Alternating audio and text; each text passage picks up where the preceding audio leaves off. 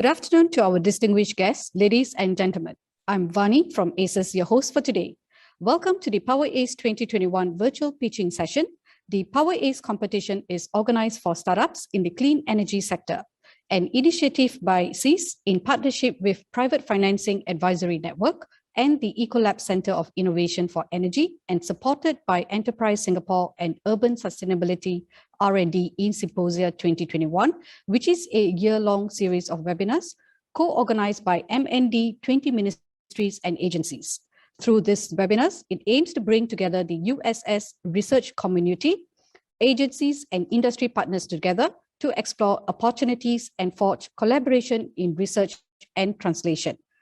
Ladies and gentlemen, to begin this afternoon's proceedings, please join me in welcoming Ms. Kavita Gandhi, Executive Director, Sustainable Energy Association of Singapore, for her welcome address. Ms. Kavita, please. Thank you, Vani. Distinguished judges, participating startups, ladies and gentlemen, a very good afternoon to all of you and a very warm welcome to our 4th edition of PowerACE competition. So Sustainable Energy Association of Singapore launched this initiative called the Sustainable Energy Startup Network in July 2018 to provide a platform for companies in the startup ecosystem the opportunity to share their ideas and innovations with the more established professionals in the industry, many of whom are our members. So targeted at the startup, CESE introduced 2 initiatives actually. So we introduced the PowerACE competition, which is like a pitching competition that we are doing today, as well as a ACES Innovation Arena. So we run this annual conference called the Asia Clean Energy Summit and an exhibition. And in the exhibition space, we started what we call the Innovation Arena. That's basically gives an opportunity for all our chosen startups, the 12 top startups, to really exhibit in this space and interact with all the various participants of the energy ecosystem, whether they are large corporations, investors, policymakers from Singapore, from the region, and as well as globally. So we thought that would be a good opportunity for the startups. We would have obviously liked to host the same with this competition in person, but obviously COVID-19 has changed many of our plans. So here we are on an online platform for 2nd year in running.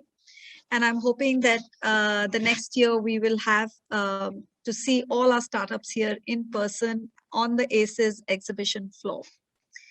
So with this, but however, with the virtual format, PowerACE 2021 hopes to bring you all the elements of the live experience, but on a digital platform. And also another advantage is that the upside is that we can reach a global audience of industry professionals. And we hope that by utilizing this virtual format, PowerACE can empower the energy startups to form more meaningful collaborations and opportunities to help scale up their businesses during these challenging times. We are also very pleased with the response that we have received this year. Despite all the restrictions, we had more than 60 submissions from 20 countries, including Singapore, for this year's edition of PowerACE 2021 competition. From that group, we have shortlisted 12 startups who they were shortlisted by a panel of experts, industry experts. And these startups will shortly pitch to our esteemed panel of judges. And you can learn more about their products and services at the virtual exhibition floor. So which means each of these startups also have a virtual booth. So if you log in, you can see more details about each of these startups there. And those of you who are here in person in Marina Bay Sands, please do visit the exhibition area as well, and you can see them there, the Singapore startups. Now, we hope that these new energy companies can showcase their ideas and innovations as a part of the bigger strategy to build a more robust energy ecosystem in Singapore and within Asia. So that was our main idea when we started CSUN, was to build an ecosystem and bring all the startups within our clean energy ecosystem. So we are also, we couldn't have done it on our own. So we are very, very encouraged by the support from Enterprise Singapore. We worked very closely with them to address some of the pain points for the startups. We are also very happy. I'm happy to announce that we are going to have 3 special awards to be given to 3 startups this year. Ecolab Special Awards worth 100,000, sponsored by Ecolab Center of Innovation for Energy at NTU. A Bloomberg New Energy Finance Special Award worth 82,000, sponsored by Bloomberg NEF. And a PFAN Impact Award worth 13,000, sponsored by the Private Financing Advisory Network. And these are all our partners, and we thank them for all this support. And we look forward to all our collaboration with our partners on an ongoing basis. So alongside the thought leadership and knowledge sharing at ACES, like I mentioned earlier, we have a physical exhibition and we have a virtual exhibition where you can meet renewable energy, energy efficiency companies, here. Some of them are from Singapore and some are from outside of Singapore as well, who are showcasing their technologies and services. I would encourage you to also use the various tools and apps that are available to you to set up meetings. So even if though you may not be here present in person, but you can set up meetings with everybody who's here. So do make use of those and make those connections. I think that's very important in today's time. And finally, very important, I would like to take this opportunity to acknowledge our partners, Private Financing Advisory Network, PFAN, Ecolab Center of Innovation and Energy, our esteemed judges who have very kindly given us their time to judge the startups today, as well as mentors who have mentored these startups. We thank you very much for your unwavering support given to CEAS and CSUN.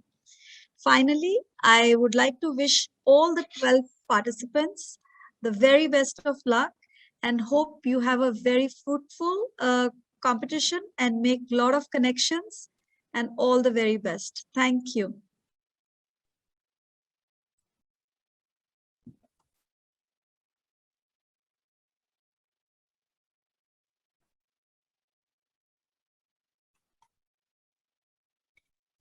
Thank you, Ms. Kavita.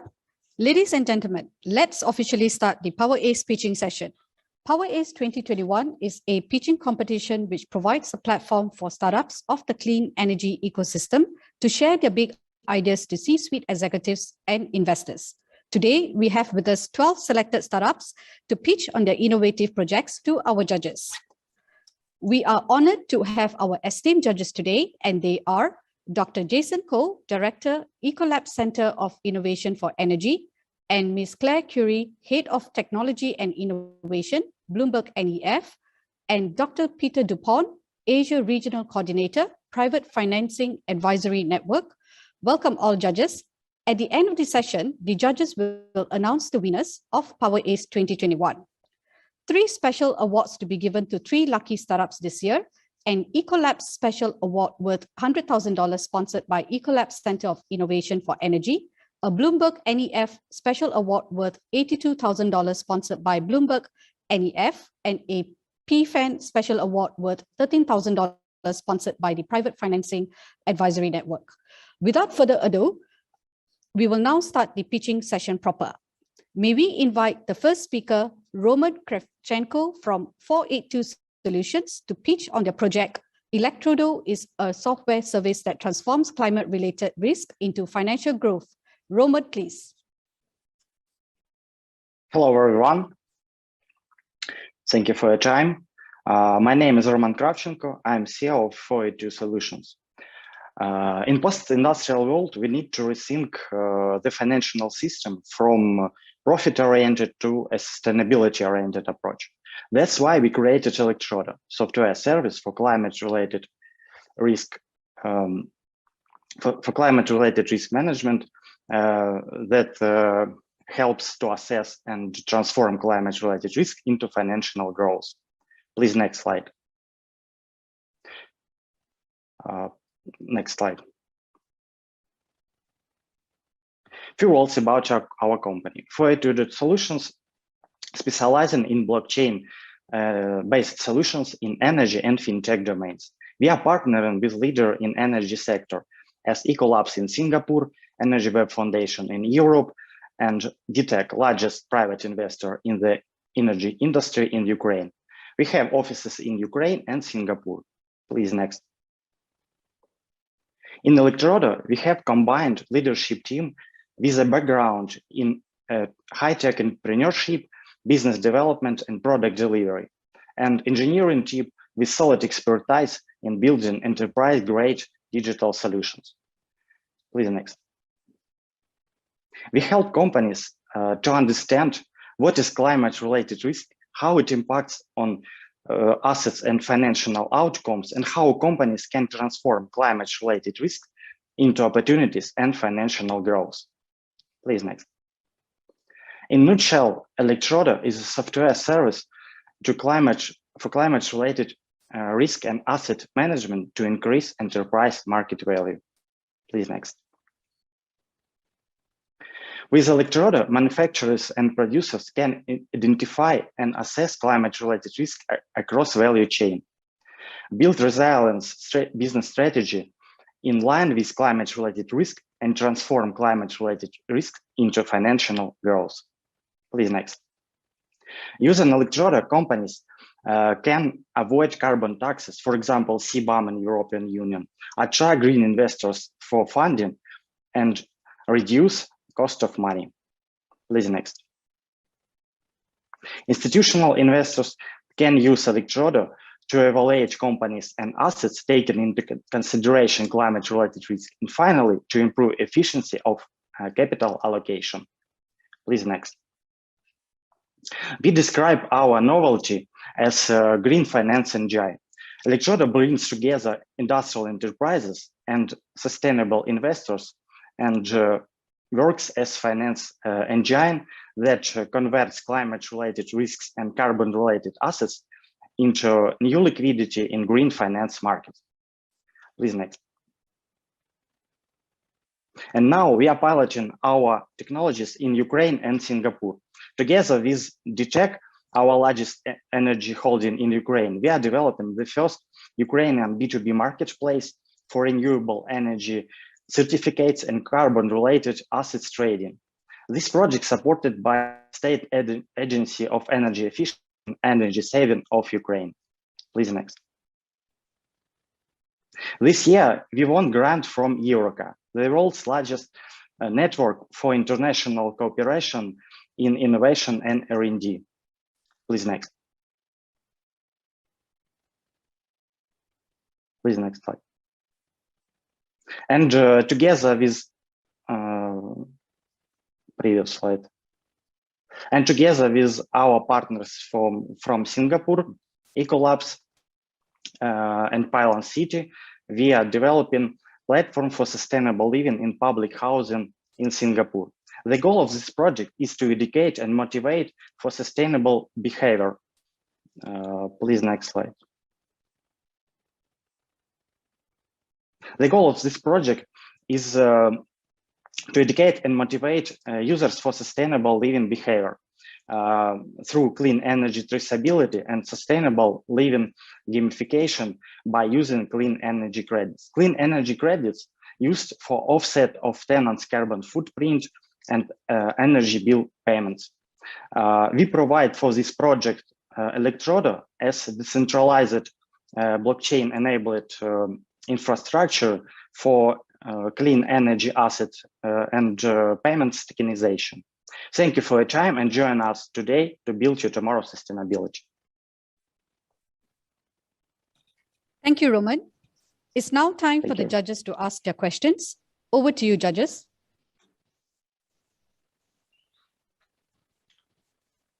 Thank you, Vani.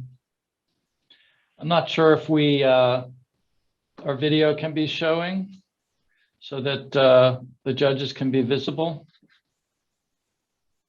Okay, so yeah, okay, great. So Roman, thank you very much for that. We'll start, I'll give the first question to Claire. Would you like to ask a question?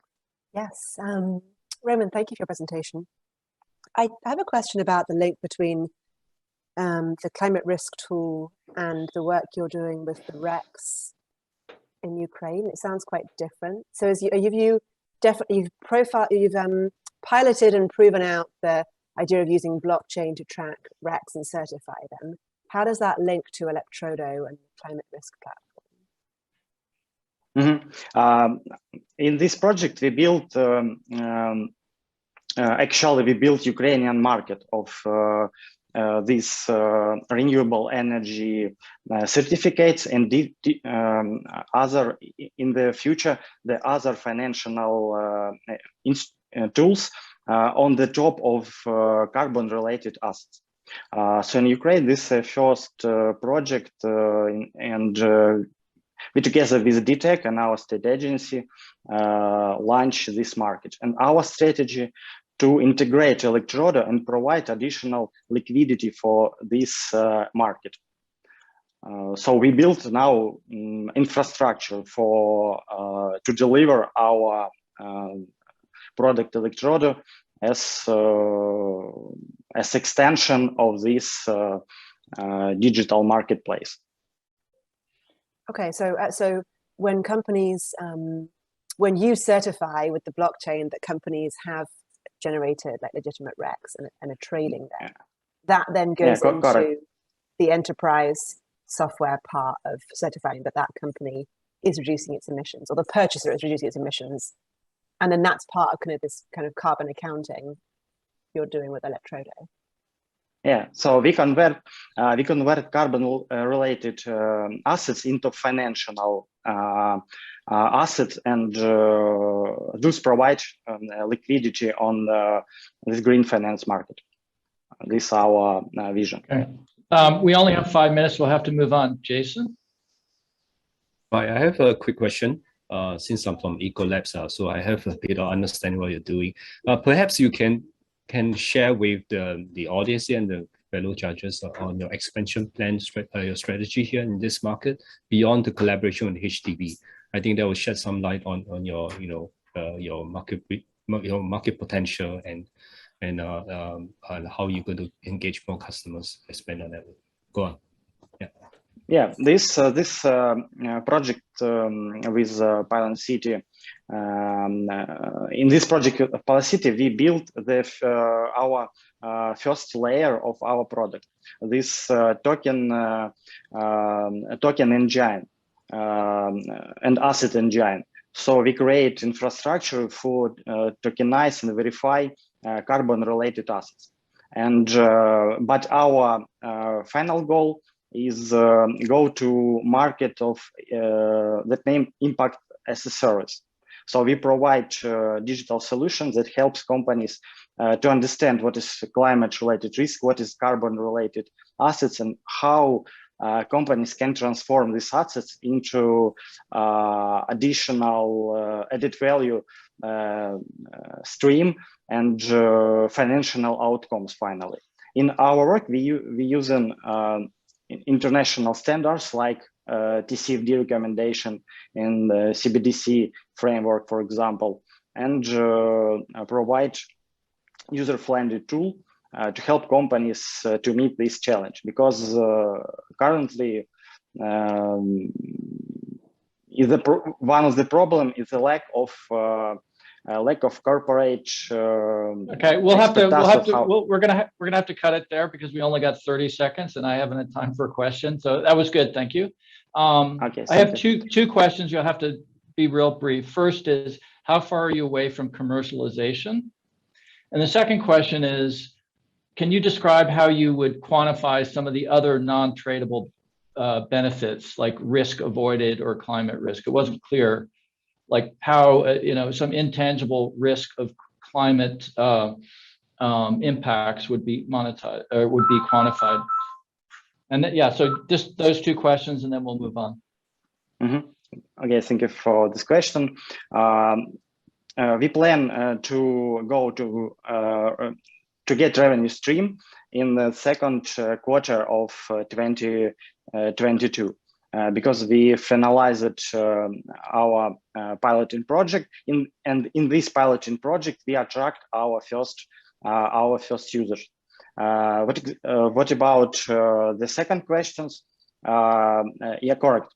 Our product directly contribute to green transition and energy transition world agenda, because our goal is to help companies understand that climate-related risk, it's not just about saving the planet, but also, and first of all, but understand that this climate-related risk is a financial risk, and companies can convert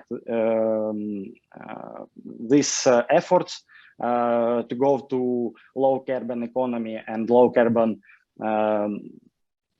manufacturing into financial growth. So right. Okay. Thank you. And I think I love Peter. the vision. I love the vision of you being a green finance engine. We'll end it with that. Thank you so much for your time, Roman, and Thank you, we'll Peter. go off. We'll take 2 minutes to score, and then we'll come back for the next presenter. Thank you so much. Thank you, judges. Thank you, Thank Roman. you. Yep. So let's now give our judges 2 minutes to finalize their scorings before we move on to the next startup.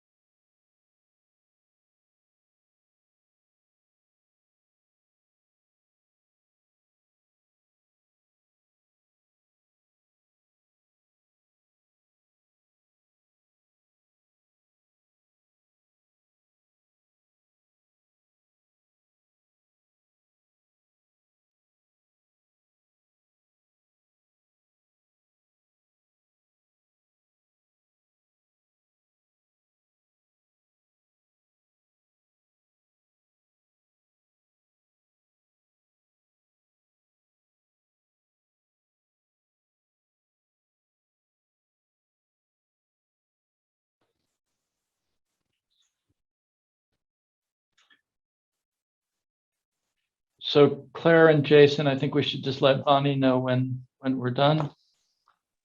I'm good. I'm good. Jason?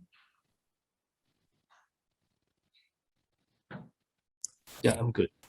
Great. Okay. Thank you, Bonnie. judges. Thank you. Okay, may we invite the next speaker, Jamil Tran from Abivin, Vietnam, to pitch on their project, Abivin AI-powered logistics optimization platform. Jamil, please. Yes, good afternoon. Can you guys hear me? Hello? Yes, I can. Yeah, okay, thank you. Hello, everyone. I'm Jamil Chen, and I'm External Relation Manager at Abivin. And together with me today, we have Long Phạm, CEO and founder of our company, and he will join the Q&A session. Okay, so let me, Okay, so let me share with you about our AI-powered logistic optimization platform. Please, next. Next, please. So targeting the ASEAN market, we have seen many pressing problems remaining in the logistic operations. First, social distance and lockdown measures during COVID-19 period substantially affect transport planning, causing congestion and goods and vehicles. And companies still rely on human experience to make manual inefficient plans, which leads to unoptimized delivery and time-consuming process.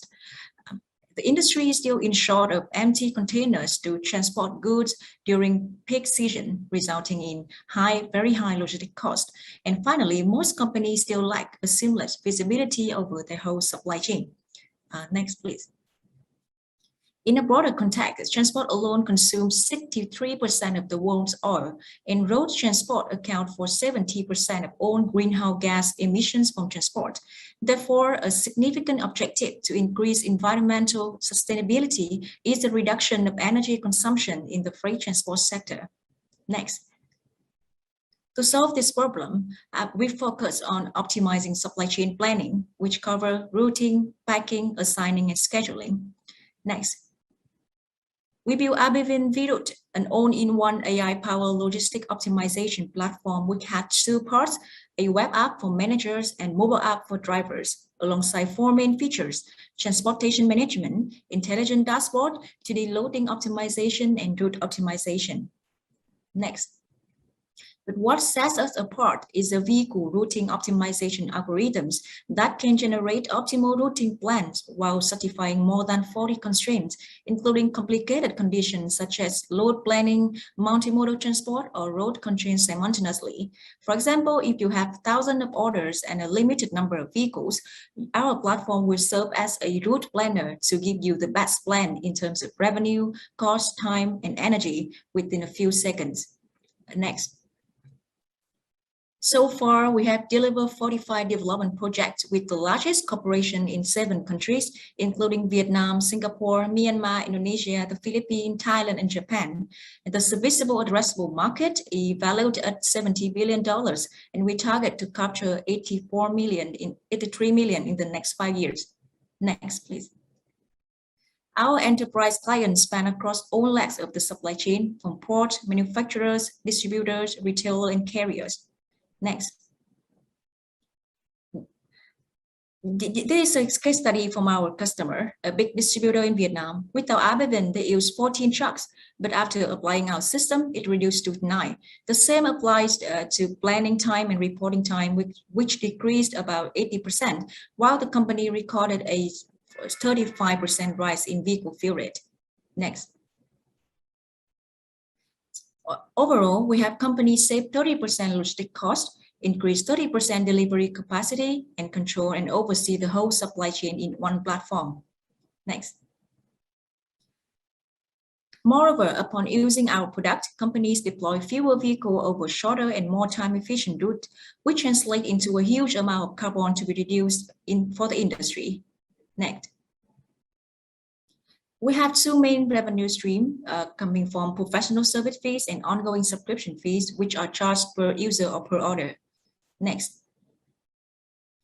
At the moment, we have achieved a CAGR of our annual recurring revenue at 190% from 2016 to 2021, and our annual recurring revenue is expected to grow by 5 times this year compared to last year.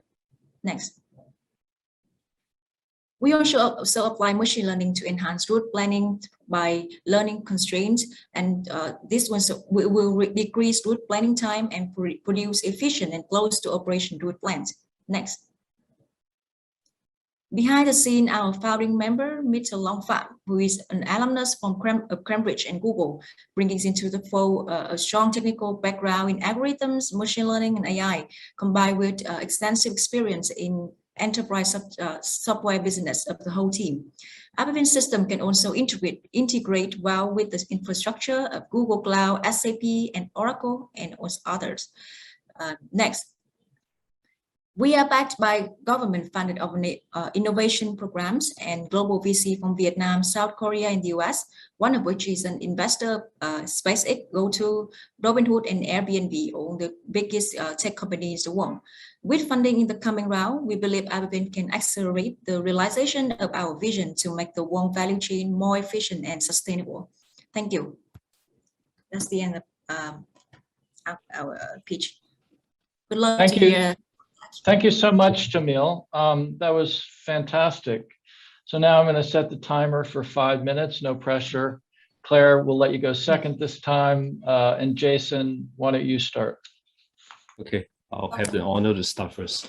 Right, just 2 quick questions. For the first one, could you elaborate a bit more on your technology differentiator? I know you mentioned briefly earlier. It would be good if you could, elaborate a little bit more. Second thing is when you work with a customer, the logistic value chain involves multiple stakeholders. So how do you get data from third parties, and how do you optimize it with third party limited data in most of the cases? Right. Over to you. Hi, Jason. Can you repeat the question with the elaboration on what? The second question or the first question? The first one. First one is a technology differentiator compared with a competitor. Okay, right. Thanks for the question. So the advantage of our technology to other competitors is that it is the first time that we are putting all together a solver to solve the vehicle routing problem with more than 40 different constraints. So in the past, in the academia and with our competitors, they always solve the problem with around 5 constraints. So this problem is not new, but then putting all of the constraints together is our experience for the last few years, collecting all of the constraints in different markets, in Vietnam, Myanmar, Indonesia, in the Philippines, in Japan. So we put all of them together so that the solver can be configurable and solve all of the constraints at once.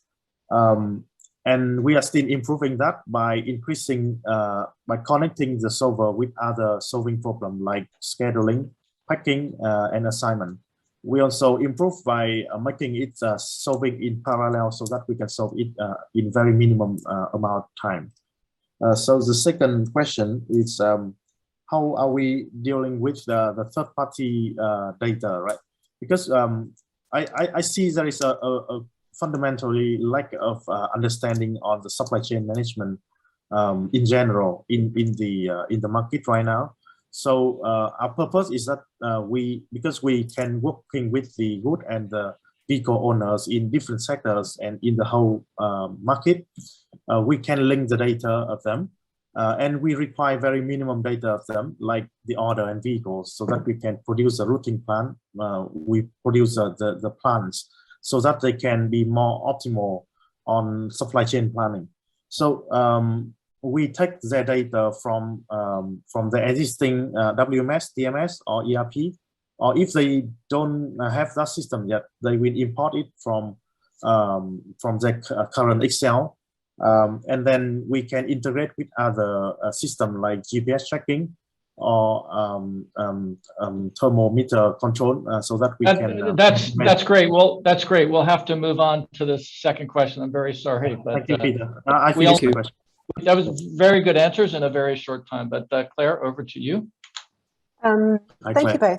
I think this is great. Who would you say your main competitors are? Are you really trying to displace traditional freight brokerage companies, or are there lots of other digital freight brokerage, digital routing startups like yourself who you're competing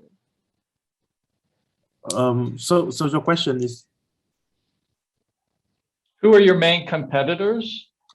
Who are you competing against just traditional freight brokerage companies, or are there lots of other digital freight brokerage, digital routing companies in Southeast Asia?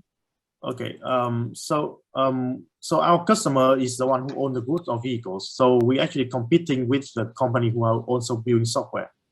And we've seen some of the competitors in Southeast Asia and in India, for example, like Locus. In Singapore, I've seen VersaFleet. And in Canada, we've seen Routifix. So we've seen some of them are trying to solve the route optimization problem as well. But they are lacking of solving the supply chain problems, and also they are lacking of number of constraints that we have been developing for the last few years. Okay, I have one quick follow-up and then my own question.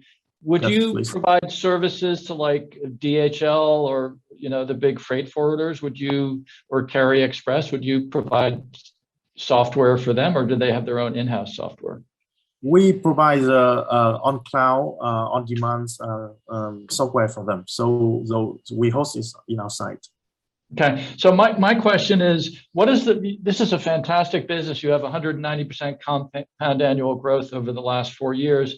You're expecting 5-fold growth this year. What is the biggest risk that you face in your growth? There are two of them. One is the education of the like the one who haven't owned the software or haven't understand digital transformation, we have to educate them more so that they can be moved up to the ladder and then implement our system. The other one is that we have to scale our team as well internally, because supply chain management is a big problem, and we are still solving a small proportion of it, and we still have a big roadmap to build it over the next 15 or 20 years. Yeah, that would be the employee growth optimization software that you need. So thank you so much. That's it. We'll go off to our scoring room now. Thank you so much, Long Pham and Jamil. Thank you, Jamil. Thank you, Long Pham. So let's give our judges 2 minutes to finalize the scorings before we move on to the next setup.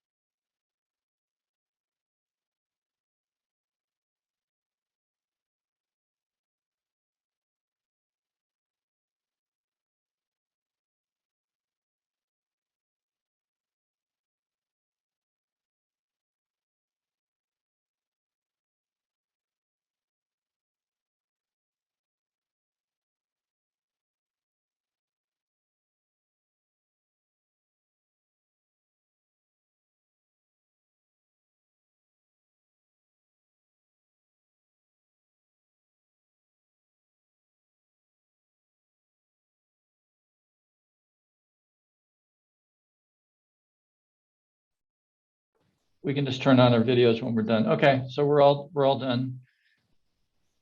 Onward and upward. Thank you. Sure. Thank you, judges. Next up, we have Yao Chi Yi from CBE Eco Solutions to pitch on their project Recycling Industrial Carbon Waste into High-Value Products. Yao Chi Yi, please. Could you please help me to turn on my...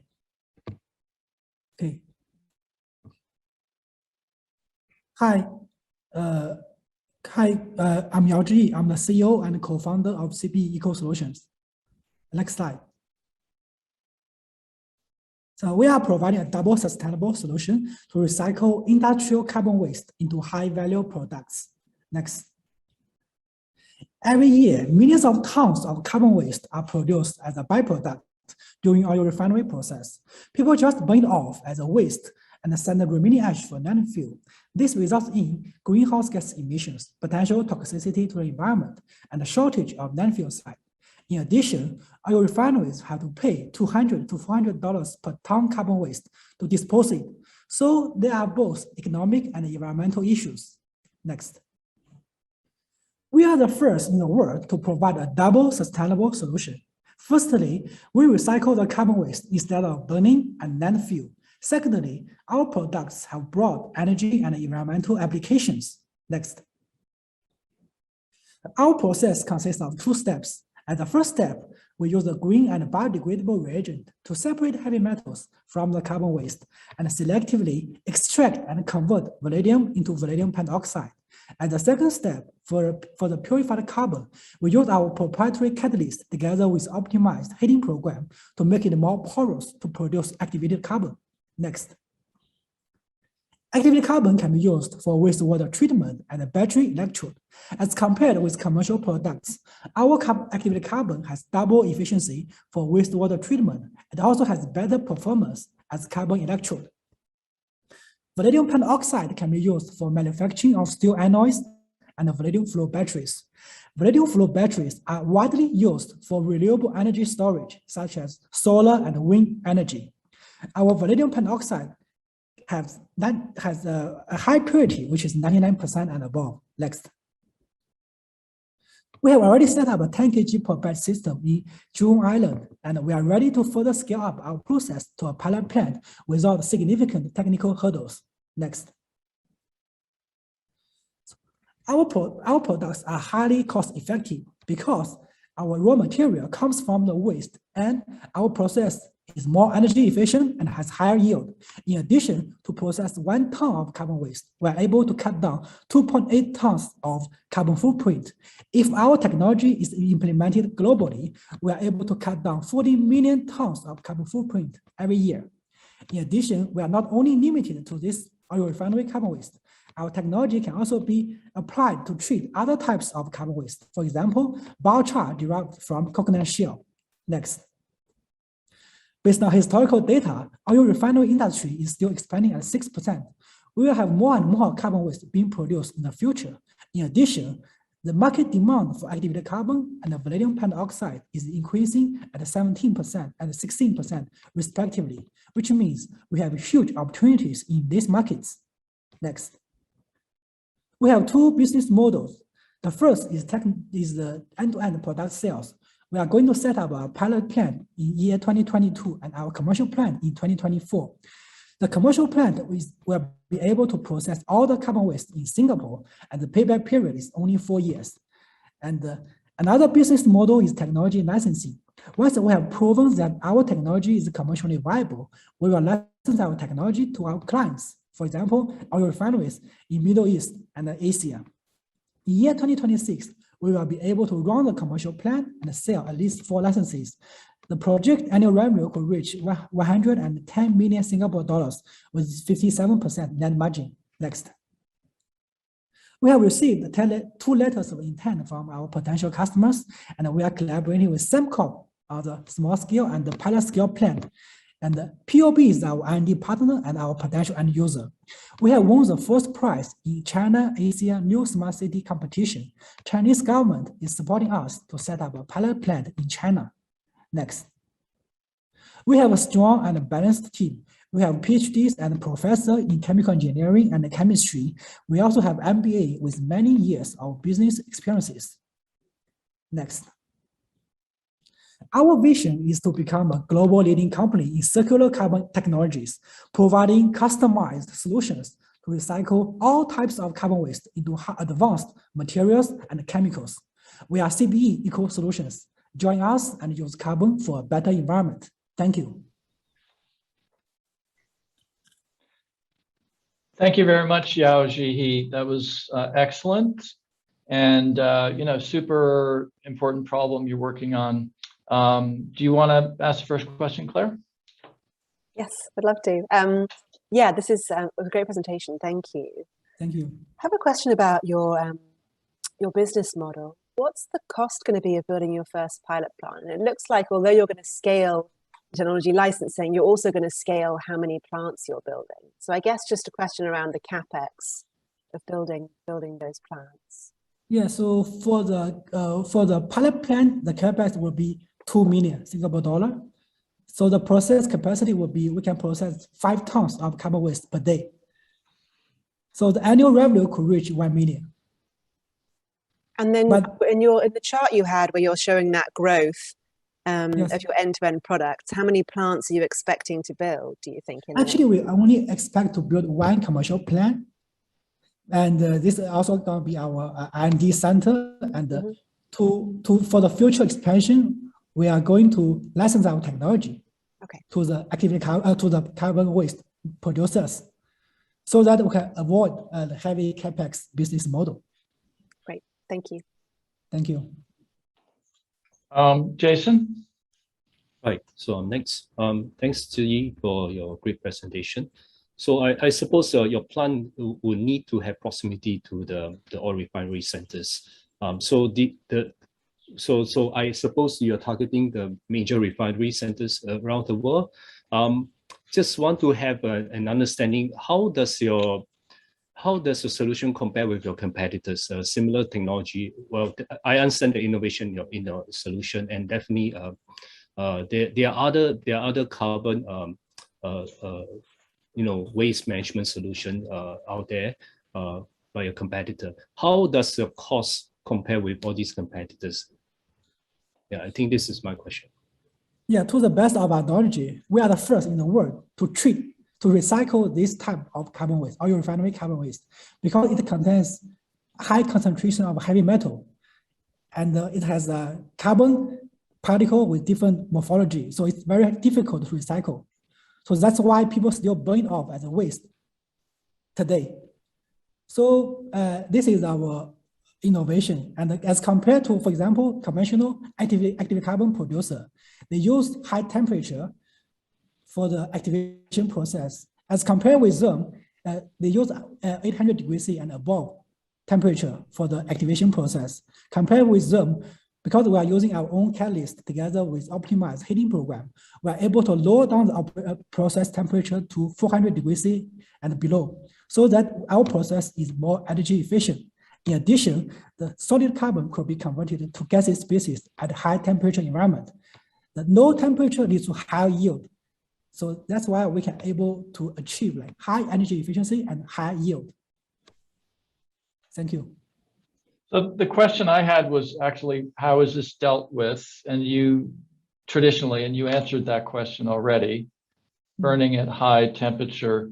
So I guess I have a question of, you mentioned that you would, in response to Claire's question, you said you would build this one plant. You're going to have 110 million Sing revenues in about four or 5 years. And then what is the size of the market that you see, say, across Southeast Asia or East Asia? How big do you intend to grow this business? So actually, the market demand for activated carbon and vanadium pentoxide are increasing rapidly. So increasing at 17% and 16% respectively. So we believe there's still a huge market opportunities for us. Currently, our target market in Asia and China. We have received 2 letters of intent from local and overseas customer who are interested in purchase our products. Okay, I'd like to sneak in one more question. We have a little bit of time. Sure. This is solving one problem, which is what to do with sort of yucky waste from oil refineries. What are the other circular economy problems that you plan to solve? Because your vision is to be sort of a leader in circular economy. If you could mention 1 or 2 other problems you intend to solve with your sort of technology. So there are other types of carbon waste. For example, the biochar from the gasification of biomass, and also the biochar from animal manure. And they also have, in the battery recycling industry, they also have such a carbon waste. So our vision is to provide customized solutions to recycle all types of carbon waste into high advanced materials and chemicals. That's our vision. Actually, we have already proven that our technology works well to convert the biochar from coconut shell into high quality activated carbon. Okay. Well, with that, we will. Peter, can I ask one last question? It's got to be quick because we're in danger. Very quick. So your solution is proposing a high capex factory. Do you have the intermediate solution? That means a smaller scale kind of solution to kind of like help the users to have a comfortable understanding of technology before they scale it up to your ideal scale. I think this pilot scale, we also think there's potential to further scale down our pilot scale plan. Then we just make it a demonstration for our technology. Then for our clients, they know that how it works, that they have the confidence to apply to license our technology. This is also our plan. Okay, thank you so much, Ji Yi, and back to you, Vani. Okay. Thank you, Ji. Thank you, judges. Let's give our judges 2 minutes now to finalize their scorings before we move on to the next startup.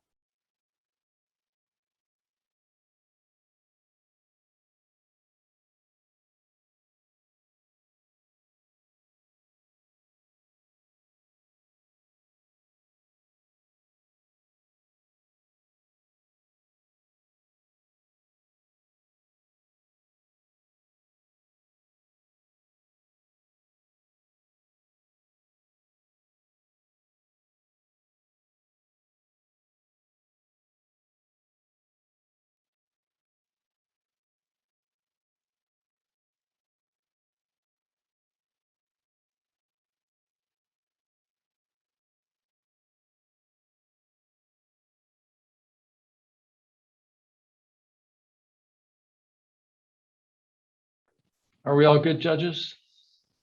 Okay. Back to you, Vani. Thank you, Peter. Now let's invite our fourth speaker,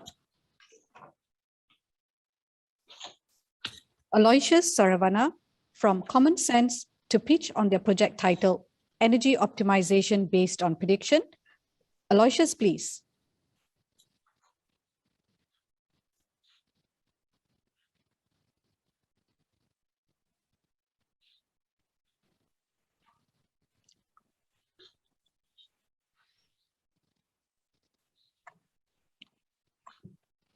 Hi, we are ComSense, a Singapore-based deep tech startup with strong customer traction and partner network. Can we have the first slide? Yeah, hi. Hi, we are ComSense, a Singapore-based deep tech IoT startup with strong customer traction and partner network. Next slide, please. Current utility bill lacks the visibility on itemized energy consumption, which makes it hard to make real-time decisions. Automation can be costly with wrong investments. Return on investments can be longer than expected. These are the common fear of every operator. We are here to disrupt that. Next slide, please. Our solution is a two-part approach. We monitor energy data through our industrial-grade energy meter with 128 advanced encryption standards, enabling end-to-end encryption and analytics done easily on our secured drag-and-drop no-code platform. What could take weeks to analyze now can be done in hours. We design and develop our own hardware and software in-house, so to keep our solution very competitive. On the hardware side, with twice the features of what is available in the market and at half the price, our customers simply love it. Next slide, please. Our solution works with over 300 industrial equipments and over 200 types of sensors, making digitalization and data analysis simple. Loads can now be proactively controlled either through automation or remote intervention, achieving 10 to 15% energy savings actively and actively reducing carbon emissions as well. Next slide, please.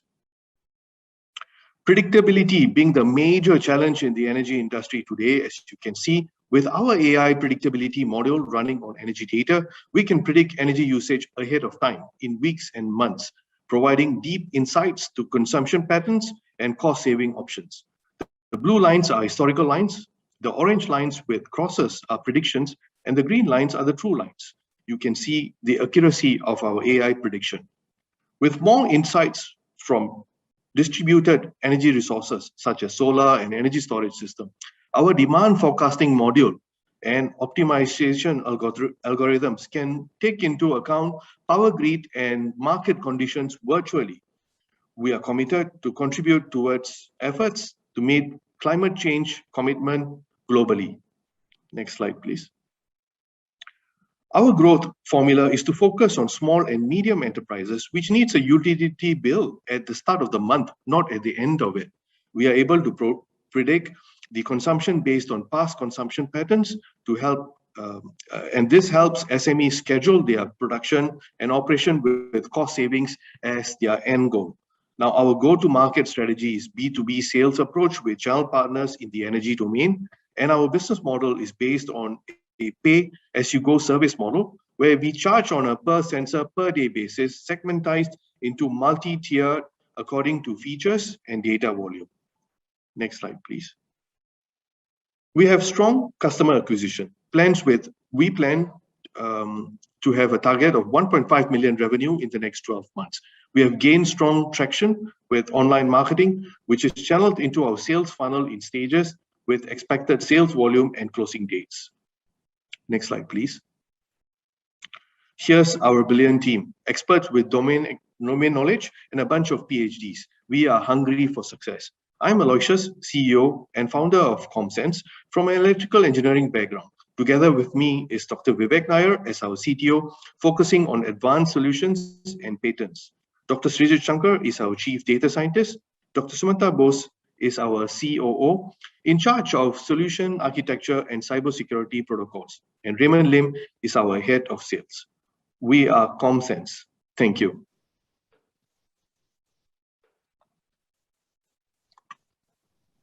with a question, if I could this time, Claire and Jason. You're planning, and thank you, Aloysius, that was excellent, and we should get a minute credit because you were very brief. Your customer acquisition seems to be very strong. You claim that you'll have 400 buildings and $1.5 million revenue in the next 12 months. I'm just wondering how you do that. And then a sort of related question is air conditioning control and control of air conditioning costs, is that sort of one of the killer apps or one of the main benefits in selling this to commercial building owners and managers? Yeah, thanks, Peter. I'll take that question. Now, in Singapore, we have been in the business in the last, from 2016, and we have penetrated with building owners, shopping malls, schools, and industries, factories, and so on and so forth. Now, their major pain point is itemized billing. At the end of the month, they get a huge utility bill that they don't even know and can't access to optimize their energy. So the first part is we break it down into different segments. The top 20% of energy consumers are identified, and it's mostly like what you said. It is in the air conditioning environment. The chiller loads sometimes produce a large tonnage of cooling air, but when it comes to output, it is not matched up. So that's where we identify the miss and match, and we then work with the service providers, facility managers to optimize it, giving them a good savings of 15%. And further optimization can be achieved close to another 10% when when the chiller systems are upgraded and so on and so forth. Yeah, but how do you get so many customers so quickly? What's your method of customer acquisition? Right. So we work with energy auditors in Singapore. Now they already have service plans with the existing building owners to optimize and provide service solutions.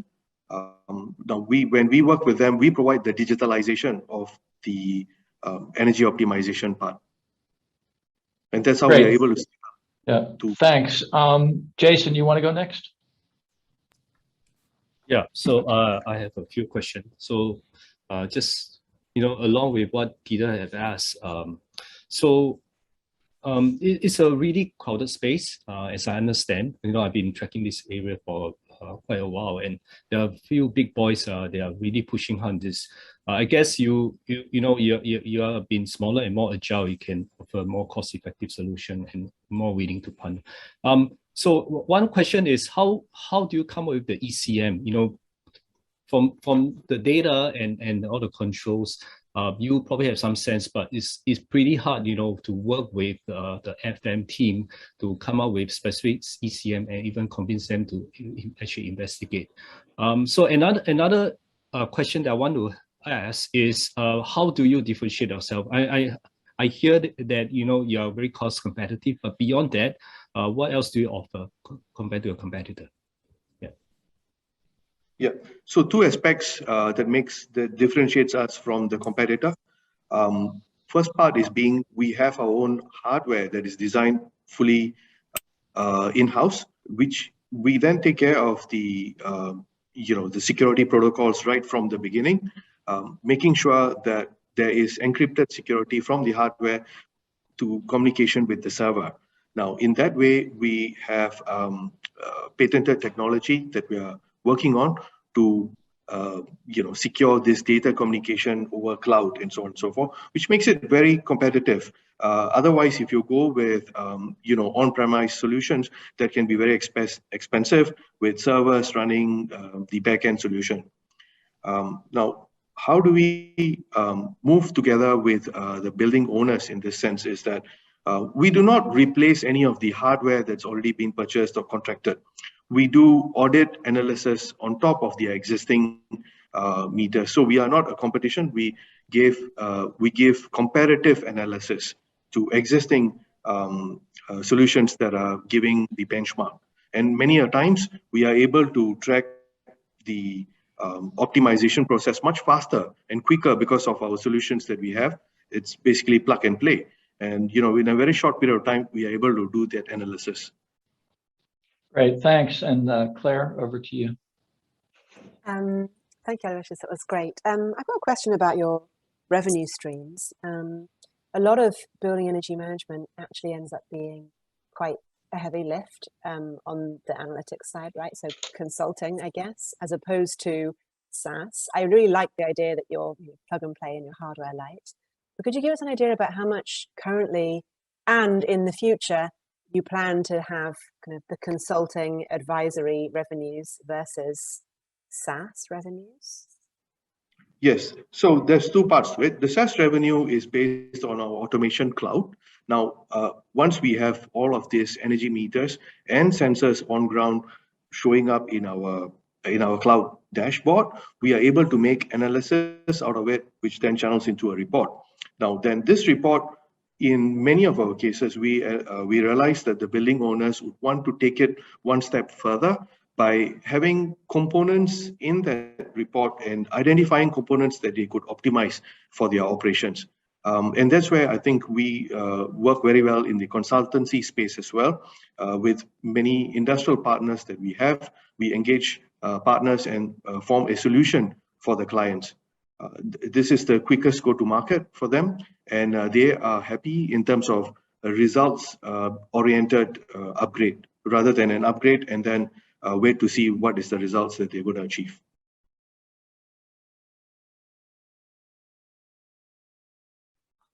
We'll have to leave it there, Aloysius. Thank you so much for your time today, and we'll hand it back to Vani.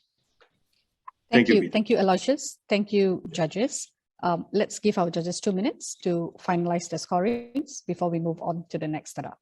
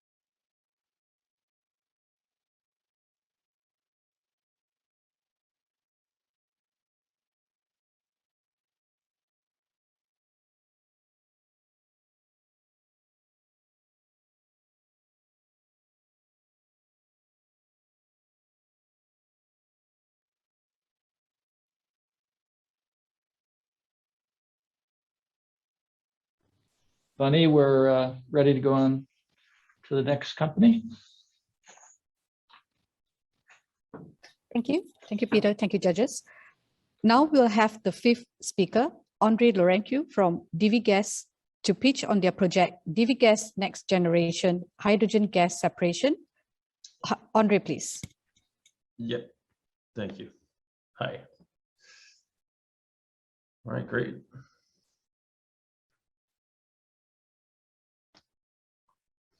Yep. Hi, hello everybody, and thanks for having me. My name's Andre Laurencu, and I'm here to talk about hydrogen gas separation. Okay. Yeah, you can next slide already. Thank you. All right, so before we get started, I just want to reframe the space we're in. In general, we talk about hydrogen as the future of energy, but most people don't realize there's already $110 billion of it being made every year, overwhelmingly to make gasoline, diesel fuel, jet fuel, etc., fertilizers, explosives, plastics. Next slide. So every time you actually make hydrogen, you need to purify it. Today, overwhelmingly is made from natural gas and coal, and you need to either separate it with a chemical process, which catches the gases and lets through the hydrogen, or membranes, where you push the hydrogen through, and only the hydrogen comes out pure one side, and all the other chemicals come out the other side. Membranes is a new technology, chemicals is the old technology, but they have some core differences, and membranes have some important limitations. Next. So we have made a new hollow fiber polymeric hydrogen separation membrane that has tougher properties. This is our fiber. And if you look at the top right, it's very simple. You actually get all the mixed gases outside of the fiber, and at the center will come out the pure hydrogen. Next. So we have made this fiber be significantly more resistant to acids, which is a major problem that degrades other membrane. We have made it, that means also the CO2 is an important one, but hydrogen sulfide and a bunch of other ones. We have made it to resist higher temperature, which not only improves the efficiency significantly, but also removes the problem of a lot of heavy hydrocarbons that clog the membrane because they form droplets. And we've done this on the existing technology platform, so it's actually very easy to manufacture. Next. Now, this expands the market for membranes dramatically in a numbers of areas: carbon capture for hydrogen plants, biomass gasification, refinery efficiency, etc. But there's really a lot of use cases. Next. To sum of this all up, simply, I'm just going to break it down into 3 categories: gray hydrogen, which is fossil fuel made CO2 released; blue hydrogen, where you capture the CO2; and green hydrogen, where there's no CO2. Next. So these markets today is overwhelmingly gray, and in the gray space, we think we already have as much as $2 billion of potential sale to help improve the efficiency of existing refineries. But upgrading existing refineries into blue hydrogen could be as big as $15 billion with the existing, without counting the future increase in hydrogen volumes. And the green hydrogen space, it could be massive as well, but I'm not even going to try to do the numbers because that's so many new industries. Next. And of course, this has a fundamentally green impact. Today's hydrogen economy actually generates a gigawatt or 1,000 million tons of CO2 a year, all of which needs to be captured. And if the hydrogen world supply is going to increase as much as is predicted, then we'll obviously need to capture more, as much as 2 gigatons a year, using technology like ours, which separates it in a better way. Next. Now, we're in a competitive landscape. We are actually closer to the existing incumbent because we use the same technology stacks. Most of the new startups in this space use mixed matrix membranes, palladium membranes, very, very different technology, but also tend to suffer from manufacturability and sort of like cost of manufacture issues. We're very close to the existing infrastructure, but we've just improved on some critical items of polymeric manufacturing, which is the only thing that is being deployed at scale today. Next. Now, we have an overwhelming demand from clients. Honestly, we don't do any sales anymore. Our clients basically all give us their gas composition. We've simulated for them. We told them it'll be this much. The performance will be like this. They're all like, great. And now they're all waiting for the pilots, which is what we're working on. And just a note on the business model, is just going to be selling them the tube equipment set up and then resupplying it every other year with new filters as it reduces performance over time. Next. So this is my co-founder, Dr. Ali Naderi. He's had nanopolymer modification experience for over 10 years, but 5 years, over 6 or 7 years at this point in membrane research specifically, and we're in the process of patenting. Next. So we just recently closed a $3.6 million USD round with some amazing leads. Manon Hummel has a lot of experience manufacturing and has acquired several water membrane startups. And we're building our first 2 manufacturing lines, full-scale manufacturing lines in Australia, which will allow us to make just a few $1 million worth of products. But the point right now is we want to get to commercializations. We want to, by the mid next year, actually ship out our first products with clients, and then we'll do a Series A round to upscale this massively. Next and final slide, I think. Yeah. I'm a repeat entrepreneur. I've raised a series company, Series B in life support software before, and we have a ton of support from all these great people and time. So thank you, Andre. It looks like there's a nice picture of you. Your beard has grown out a bit during COVID time. Claire, I think thank you. Yeah. So thank you for that. And Claire, do you want to ask the first question? I suddenly cannot hear either of you guys. Oh, can you hear me, Andre? Hello. Maybe we'll have to type. I got you. I just switched. Great. So I was complimenting you on your beard having grown out since COVID. The other, you look a bit more cleaner shaved in the previous. But in all seriousness, that's super presentation. And Claire, you have the first question. Yes, thank you so much for your time. That was a great presentation. I have a question about the cost of building these plants in Australia you're mentioning. What's the cost of building your first plant? Is the seed funding you've raised going to be sufficient? Yeah, so Yes, in short, the seed funding was entirely allocated, it was overwhelmingly allocated to get that done. The plant we're doing in Australia is basically the smallest plant we could do that's commercialization. Don't take me wrong, we are shipping full-size units, etc. But the plant itself is only going to cost us 2 million or something like that. The point anyway is to do this at the scale where our clients demand it. We know the size of what our clients are going to need. We're going to need more to the order of $40 million to do this at any sort of like relevant, sort of like market impactful scale, I want to say. This 2 million plant is basically like shipping the final product and low millions of dollars. We can do multiple small contracts with this. But the point is validating it, because our risk profile as a startup changes as soon as we ship the first units to our clients, to our investors, to everybody else. As soon as we prove that it works, this is the point of this round. And we think we'll do the Series A end of next year if we meet our current deadline. So it's just going to be like a quick, like, build out this plant really fast. Ship the product, Series A, mass scale. And just briefly, what margins are you expecting to make once you've scaled up to that, maybe, full commercial size? Industry standard on heavy industrial machinery is about 40%, and we're roughly on there. Cool, thank you. Jason. Right, so I'll go next. Thanks, Andre, for the fantastic presentation.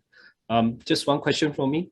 So if I'm a client, what is the kind of indicative cost for me to have a, to understand, to demonstrate, to have, understand the value of this system? Yeah, so that depends a lot on your use case, but to give you a more satisfying, because a lot of them are very not satisfying in that way, because you have to count, alternative emission, how much you value CO2 emitted versus none, etc. But to pick the easiest, cleanest example, improving a refinery efficiency, the average kilogram of hydrogen is anywhere between $1.5 and $2 a kilogram per kilogram of hydrogen. And basically, we aim to shoot at a 200 to 300% ROI when we recycle hydrogen. So if your average refinery leaks about $6 million of hydrogen every year, and leaks as in sends it to flare, we can show up with costing anywhere from $1 to $2 million of equipment and say, look, every year, if you give us $1 million or $2 million, we'll give you 6 back. That's like the simplest ROI. And otherwise, they produce it today. They just like literally burn it and produce it at the same time. And we're like, you don't need to do that. You could just use what you already make better for cheaper.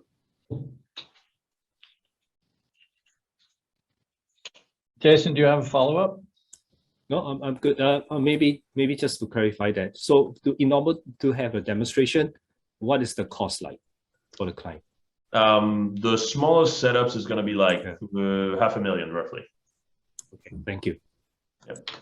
Wow, I'm sort of speechless. So you basically get a 1.5 month payback on the case you just mentioned. You spend $1 million, you save $6 million a year for reducing the flaring of hydrogen, or 1.5 month payback is the absolute best thing that would be, but yeah, look, it's under a year. Like it's under a year. It's likely under 6 months.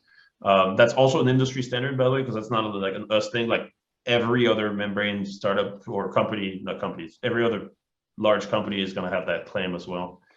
So it was right. We have to meet that threshold essentially, but at least as of today, it looks good.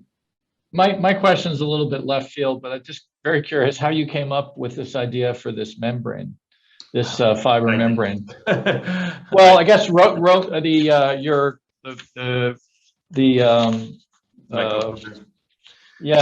So Ali Naderi. I'll give you the story. There is that he sees a nanopolymer modification as an art, and this is a literal quote. So he's like that kind of person, but he actually, while working on other membranes with the university a couple of years ago, he managed to make this very specific structure, and then found the use case after he found the structure. He was just like, oh, this thing is like unusually tough and resistant, but it's not useful for what I'm doing, other gases. And then he basically doing research, he realized that for hydrogen separation specifically, it was like really game changer. And then he basically didn't work on it at university, just had the idea for it, left the university and then found me, and we started this company together. So you benefited from his accidental, fortune. Thank you so much, Andre. Excellent presentation. And I'll hand it back to you, Vani. Thanks for coming today. Thank you. Thank you, Peter. Thank you, Claire. Thank you, Jason. Let's give our judges 2 minutes to finalize their scorings before we move on to the next startup.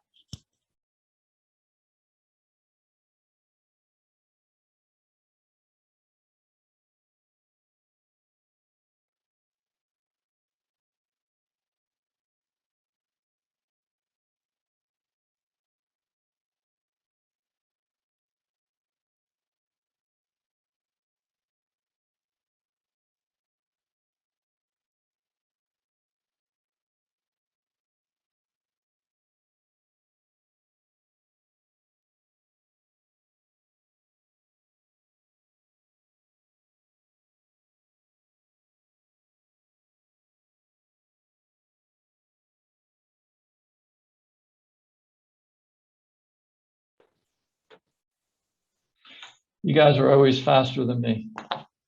Okay. So I think we're good to go, Vani.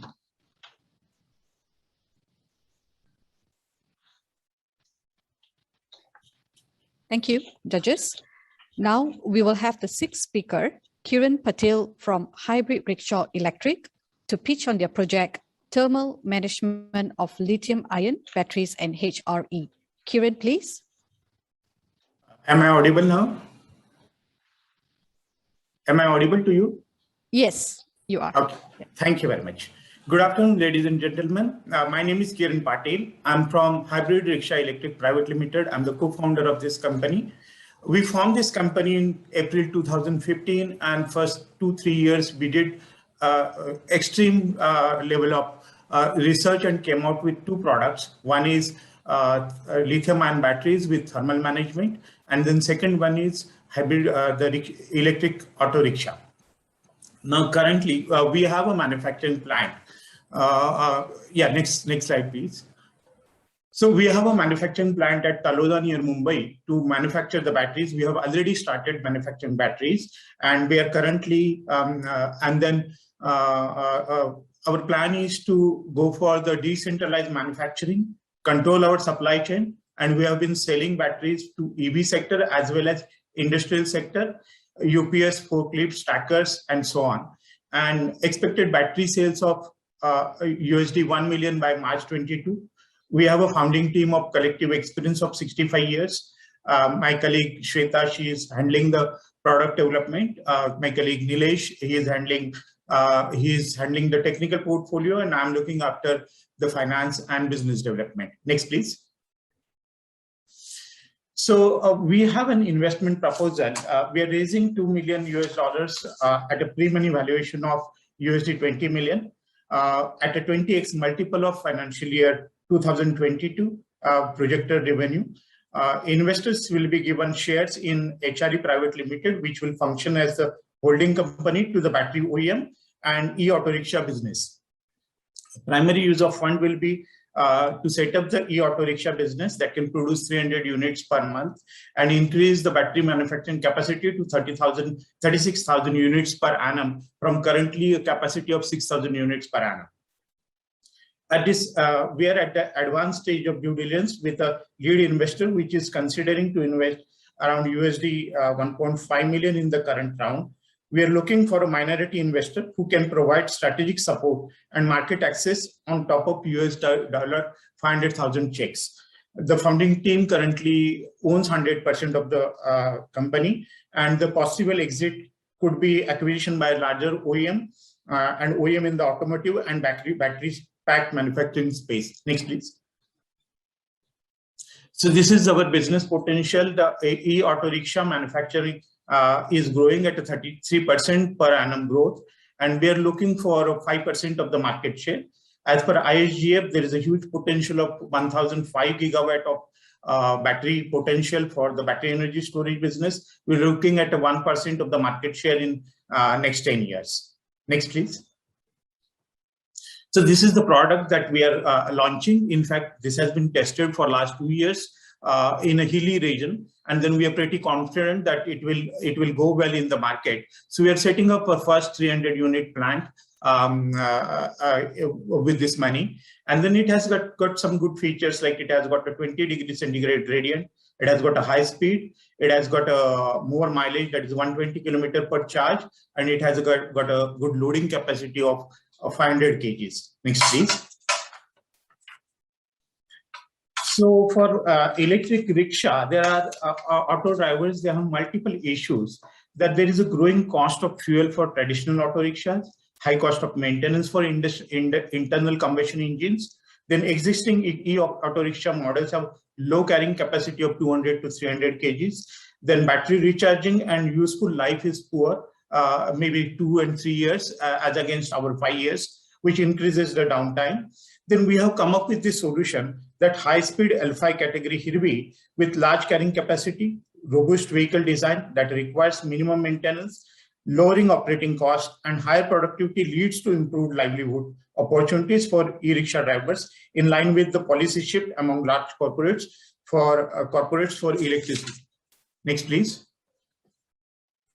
So this is a competitor analysis. We can charge the rickshaw fast. We have a higher gradient. Next, please.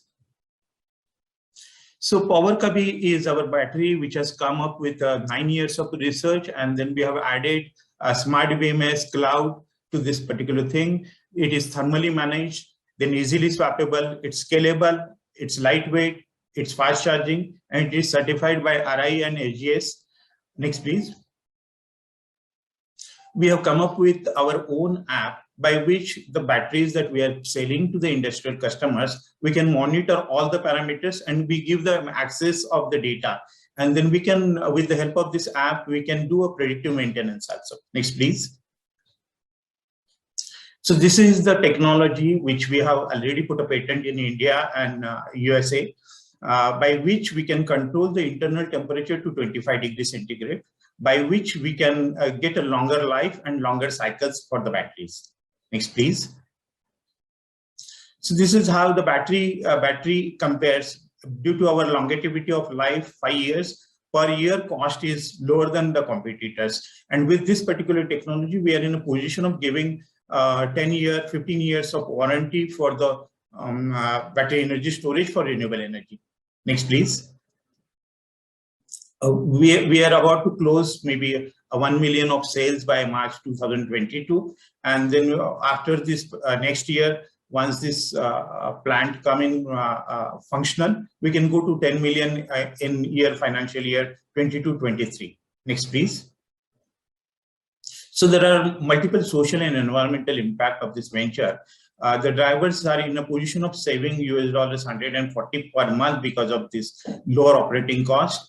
And this venture will benefit to 380,000 families over the next 10 years. Regarding environmental benefits, with 380,000 vehicles that we are planning for next 10 years, we'll be able to save almost 14 million tons of carbon dioxide emissions. We have maintained the gender parity, that we have 50% of the female directors, and currently of a management team of 12, we have 5 female employees, and we are planning to hire 30 to 40% female employees at various levels. Next, please. This is what our customers say when we have done this testing of the e-auto rickshaw that is already built up and then last 2 years. The auto rickshaw drivers want us to come as quickly as possible. And then for battery also, our customer base is really happy. We have sold more than a few thousand batteries in the marketplace till date. Next, please. And our sincere thanks to PFAN team, our mentor Charles Navarro, who helped us in building up the presentation, and honorary jury members and those who attended the session. My colleague Nilesh will join us in question answer session. Thank you. Thank you, Kiran, for that excellent presentation.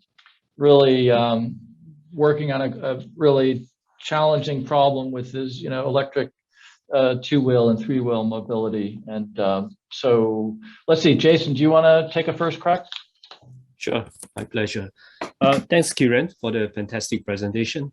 Thank you. My first question is, I refer to the slide when you compare with competitor and you're showing a lower cost. If I remember correctly, you're showing a lower cost compared to your competitor, despite having the cooling system. So how do you achieve that lower cost compare? Are you using a different battery chemistry? Maybe you can shed more light on that. Secondly, okay, I'm referring to a slide. You're showing a slightly higher cost. So if a competitor is able to, come out with a similar cooling system or simple fan system with some fins on it, so how would that compare to you in terms of performance? That's one thing. Because I'm trying to understand the barrier of entry here. The second thing is, are you adopting a battery swapping model? I may have missed that. Maybe you may want to repeat that again. Yeah. So these are my two questions. And if not using a battery swapping solution, are you using charging? How do you solve the availability of charging network issues? Yeah, just to clarify, my colleague, just to clarify on the cost was higher first cost, but it was lower over the lifetime. Right. Yes. Yeah. So my colleague Nilesh will take this question for the technology.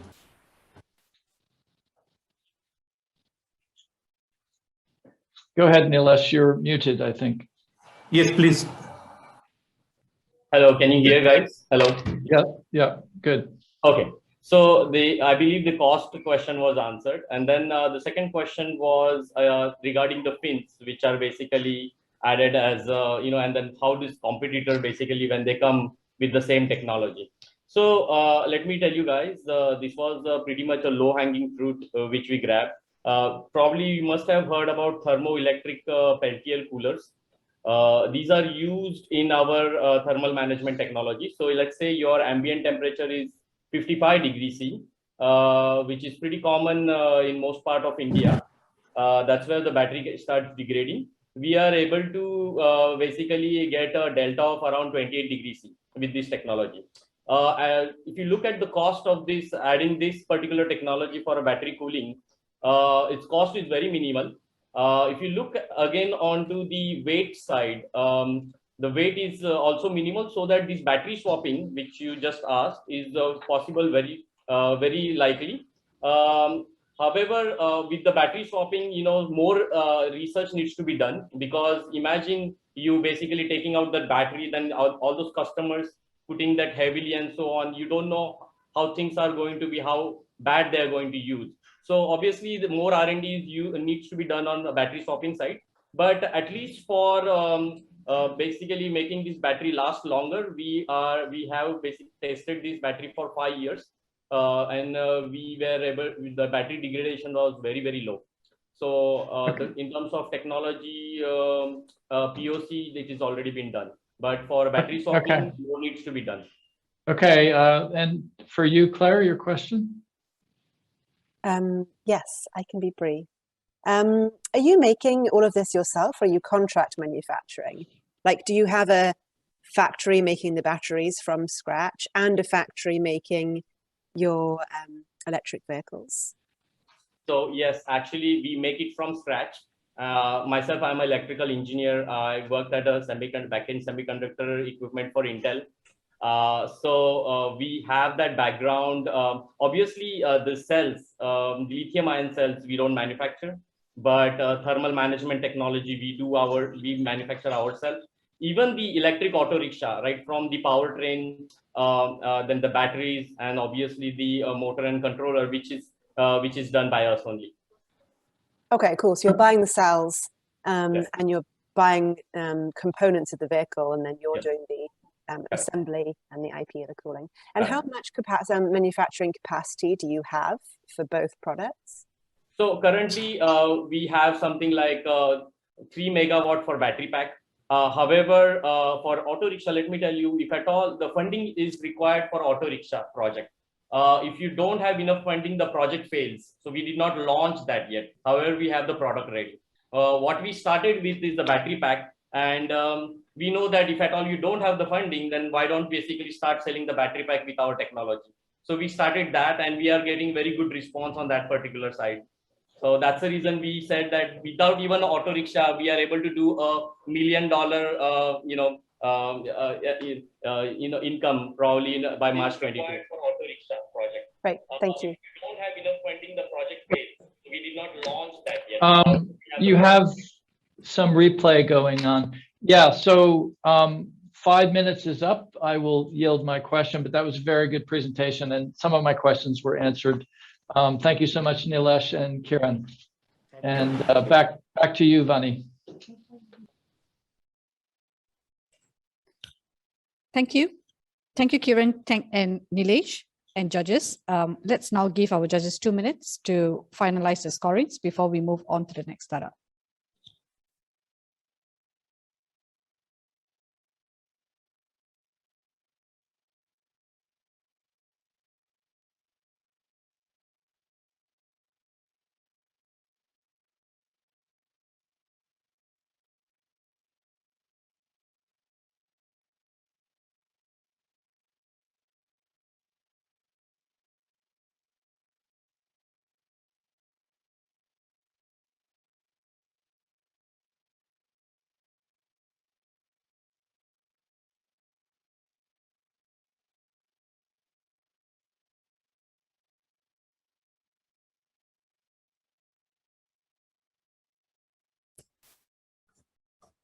I can't show my video. I think somebody stopped me.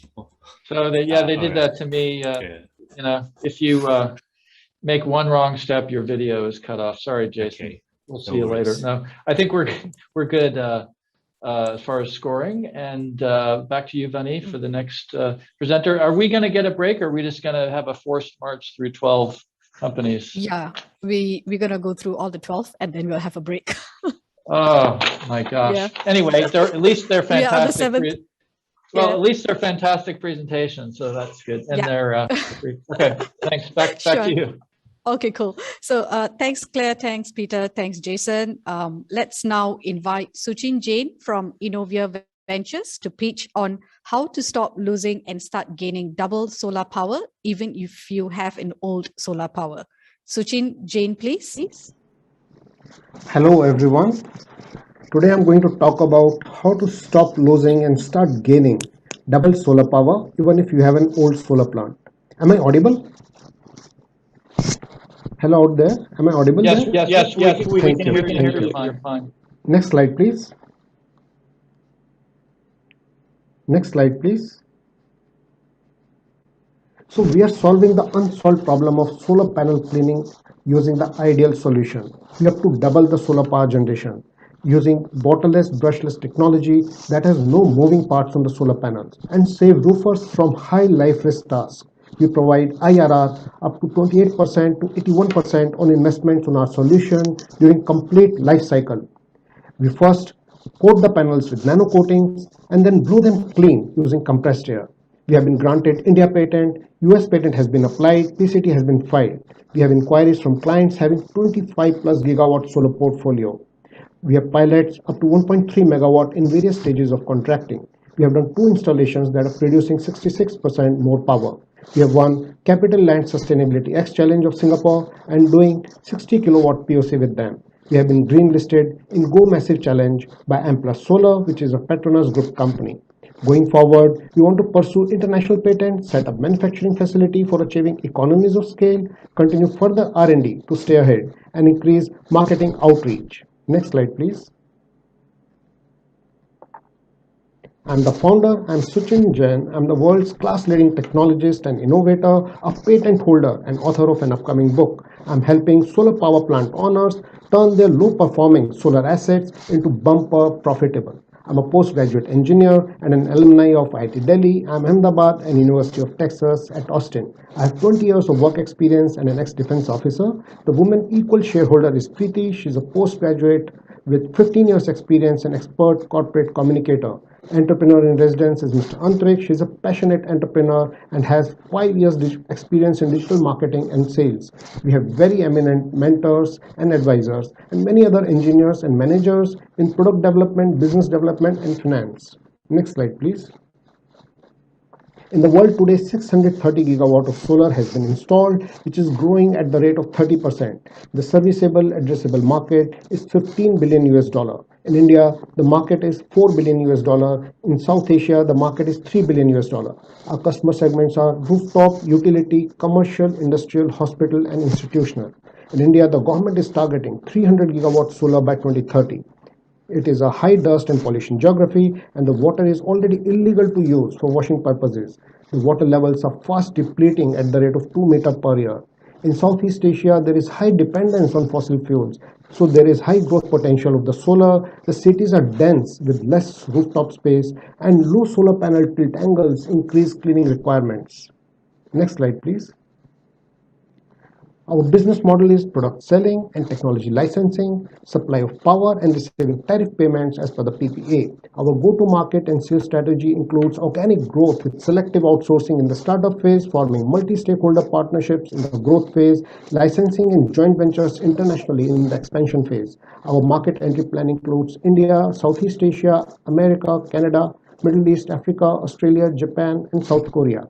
We provide very high IRR on the capex investments, starting from 28% in utility scale to 81% in the rooftop scale. We have won many traction and awards, which I have mentioned some of them earlier, and we have also won Big 17 grant of Government of India. We have been invited by Niti Aayog during India PBS 2020. We are incubated and mentored by Nexus, which is a US government incubator at New Delhi. We are published in yourstory.com, Digit Magazine, Span Magazine of USA, Share America. And we have customer inquiries from the leading companies in India and the world, and NDAs have been signed with many of them. Next slide, please. So we have very large potential impact, annually generate extra revenue of 8 billion US dollar, save 100 billion liters of water annually, save 60 million tons of carbon emissions annually, save numerous lives of rooftop workers from high voltage DC electrocution or falling while working. We are targeting revenues of $220 million over 5 years at a conservative 2% India market share. We are looking forward to pre-series funding of 0.7 to 1 million US dollar for our 3 to 4 years runway at diluting significant minority stake at high discount. This investment offers attractive 3-time return over 5 years with exit possibilities, including sale to strategic investor or Series A funding. It's an opportunity to invest in the cutting-edge technology in the solar sector, which is growing at the rate of 116% in India. And our technology can fast-pace the adoption of green hydrogen by matching the target cost of electricity from solar power. Thank you. Next slide, please. Yes.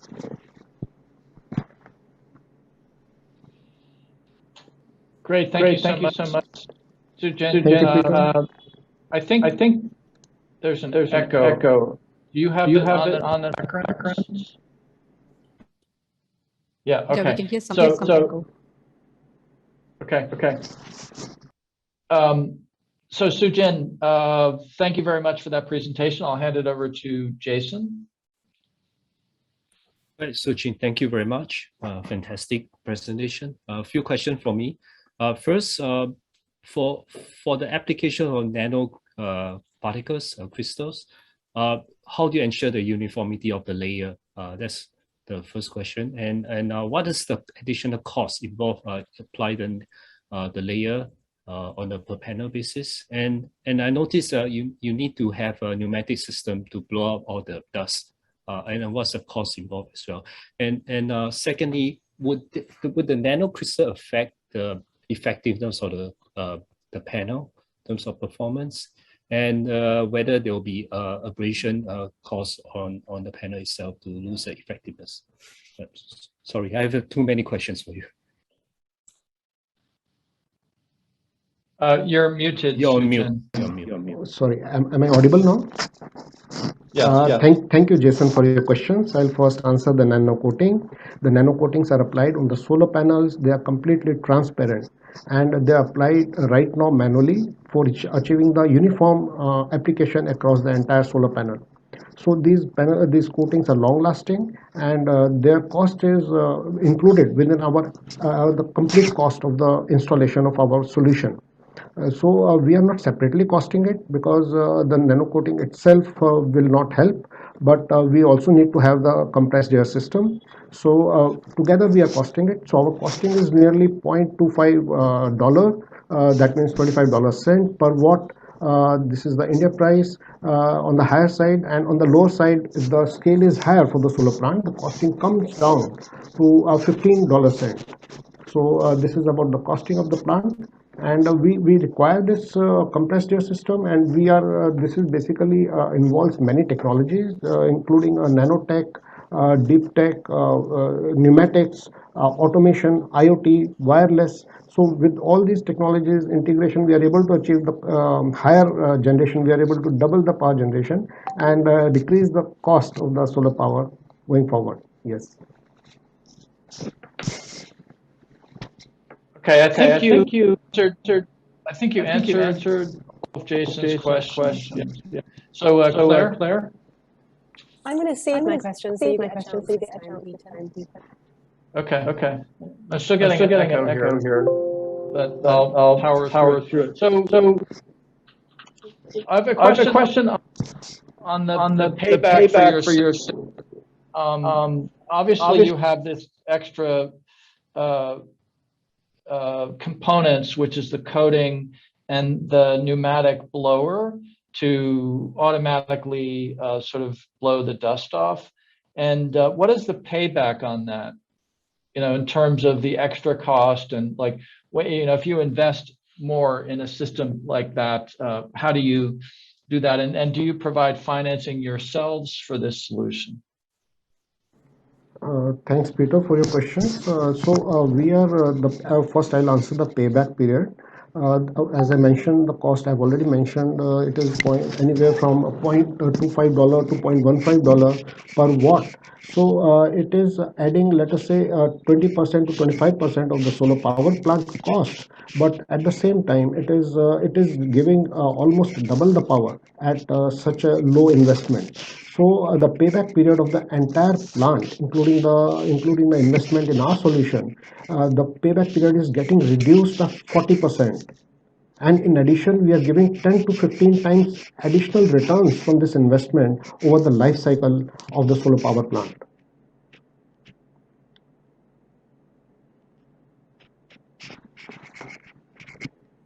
You're on mute. Peter, you're on mute. Sorry. Thank you, Claire. So your solution would be in place of either no cleaning, which is probably how you can get twice as much power, but that's probably not the baseline. The baseline is probably manual cleaning. How do the economics of that work out to manual or robotic cleaning? Like, I guess the question is comparing your costs with your competitors who are providing cleaning solutions, but doing it a different way. Yeah, so ours is a disruptive technology. If you see the competitors, we have no direct competition, but the functional competition is from robotic cleaning and manual cleaning primarily. So even today, the 90% of plants still depend on manual cleaning, and the robotic solution is around, but it has not grown that much because of inherent issues with the high costing, with the repair and maintenance cost. So, and one thing to note, whether it is manual cleaning or it is robotic cleaning, both of them work after the dust has deposited on the solar panels, and by that time the loss has happened. So our solution does not allow the dust to settle on the plants. That is how we are setting up new benchmark in solar power generation from the solar panels. Thank you very much, and we appreciate your time. I was excellent.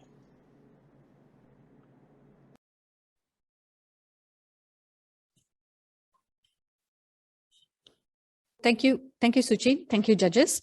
Let's give our judges 2 minutes to finalize the scorings before we move on to the next startup.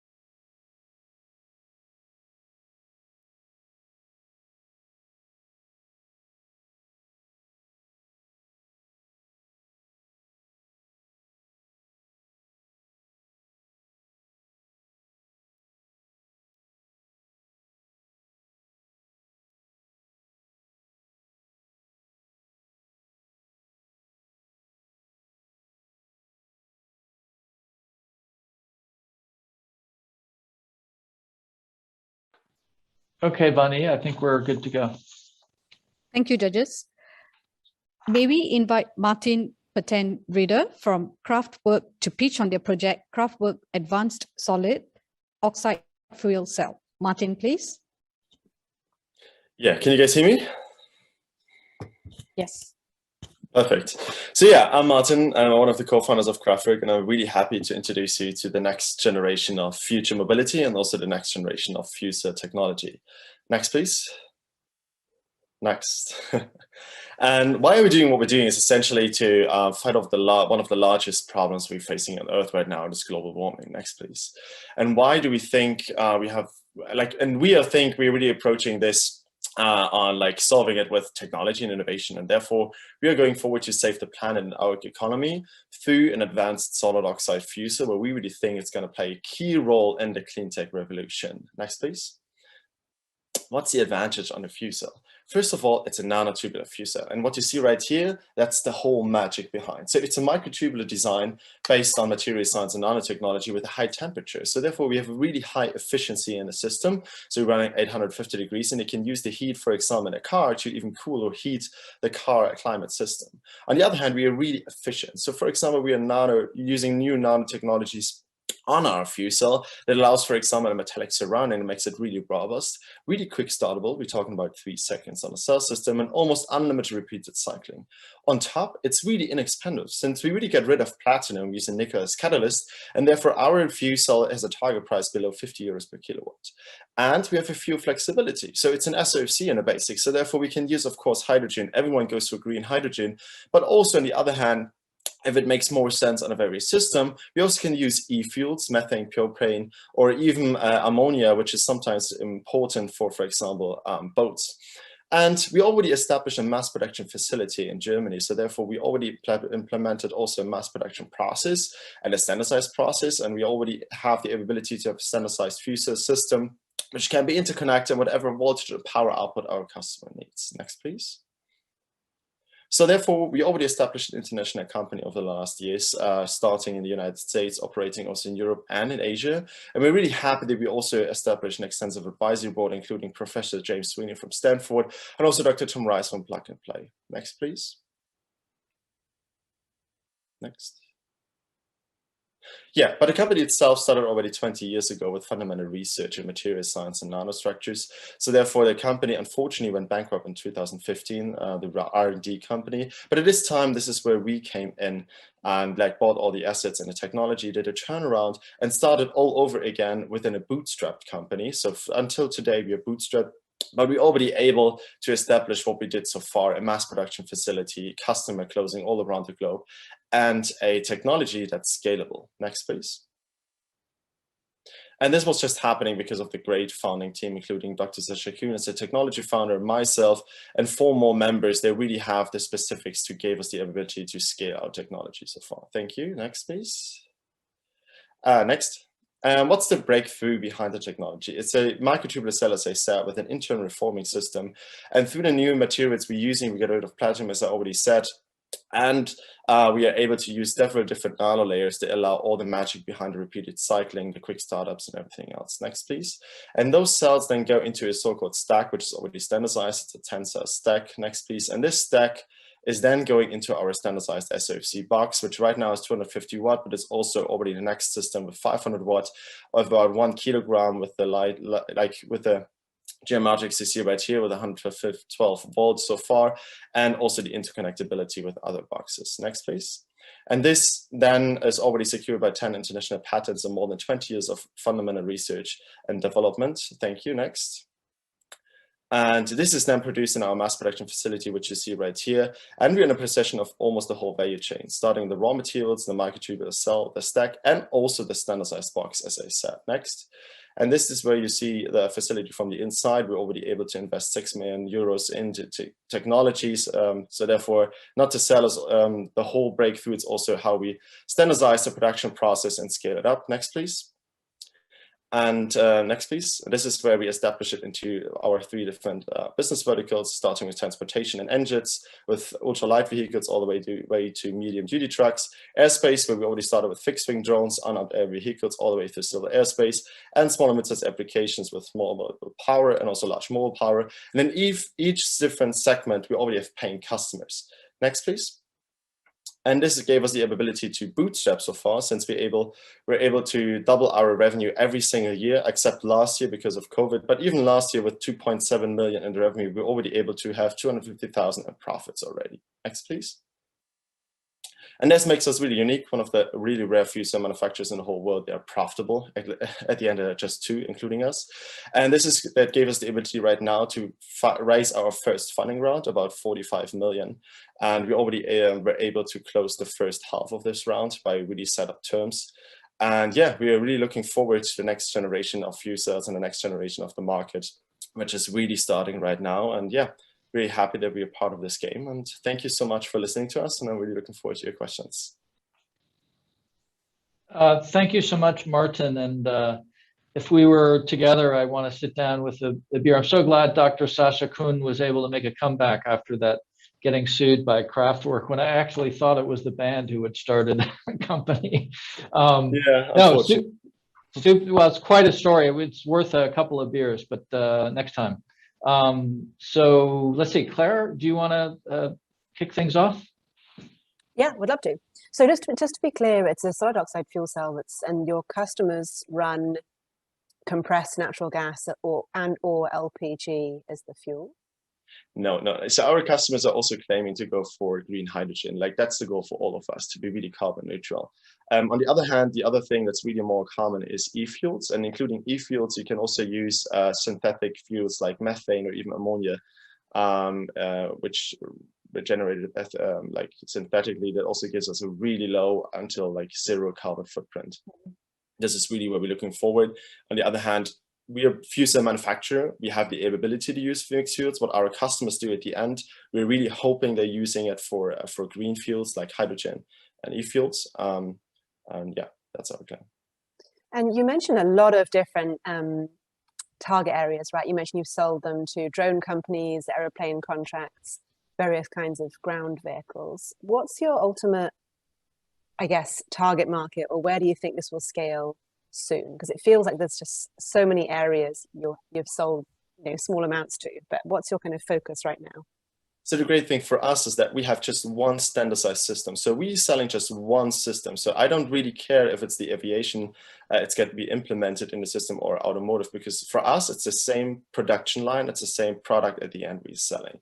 But at the moment, faster scalability we see in small and mid-sized application. So small power backup is something where we see it's going to market very fast and very soon, like we're talking about just months. On the other hand, which is our largest area right now, is transportation.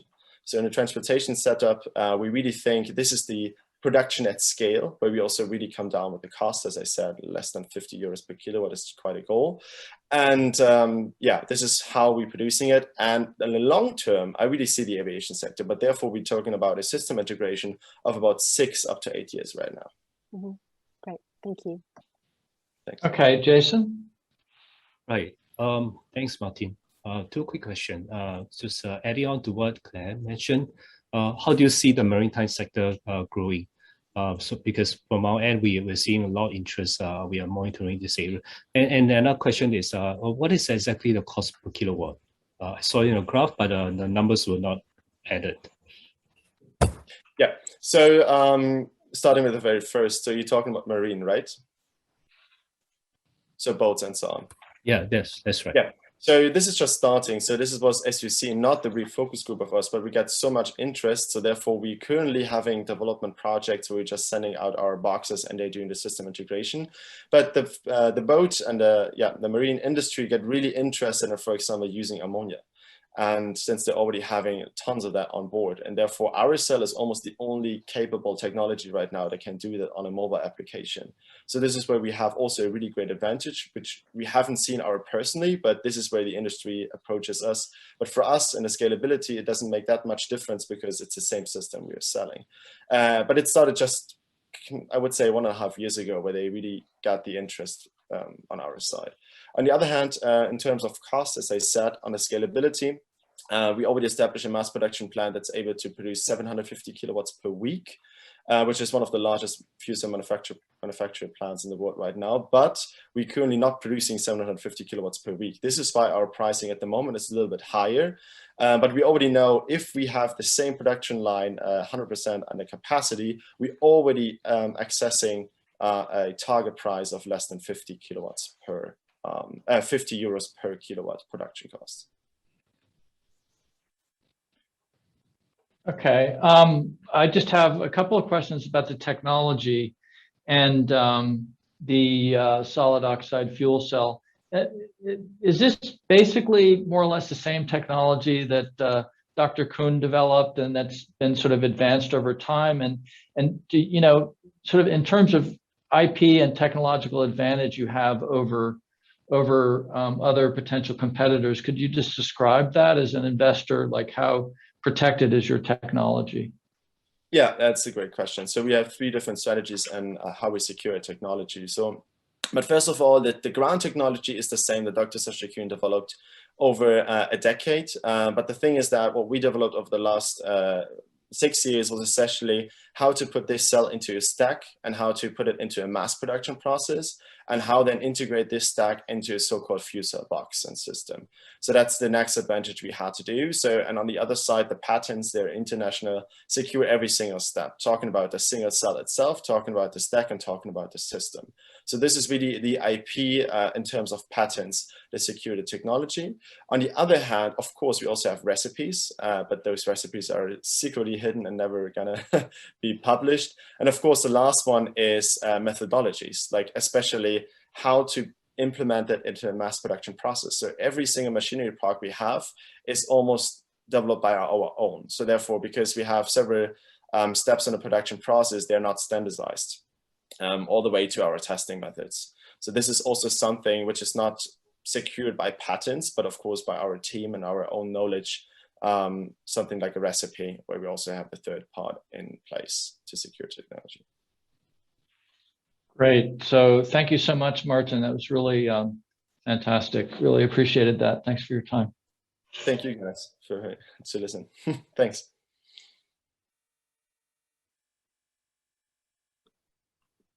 Thank you, Martin. Thank you, judges. Let's give our judges 2 minutes to finalize the scorings before we move on to the next startup.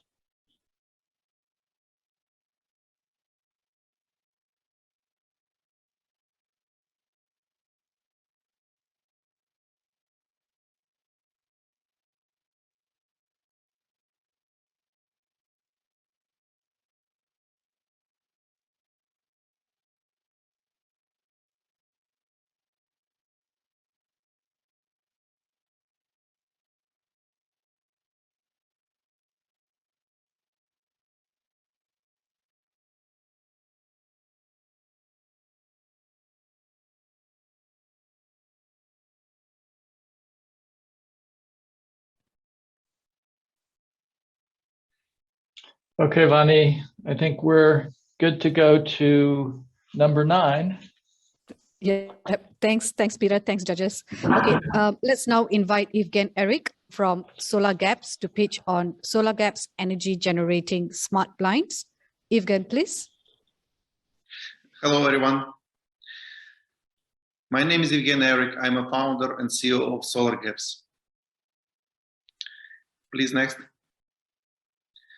On the picture, you may see our product installed on the World Trade Center of Barcelona. It was done before the COVID, and this blinds even survived Hurricane Gloria in Spain. Next, please.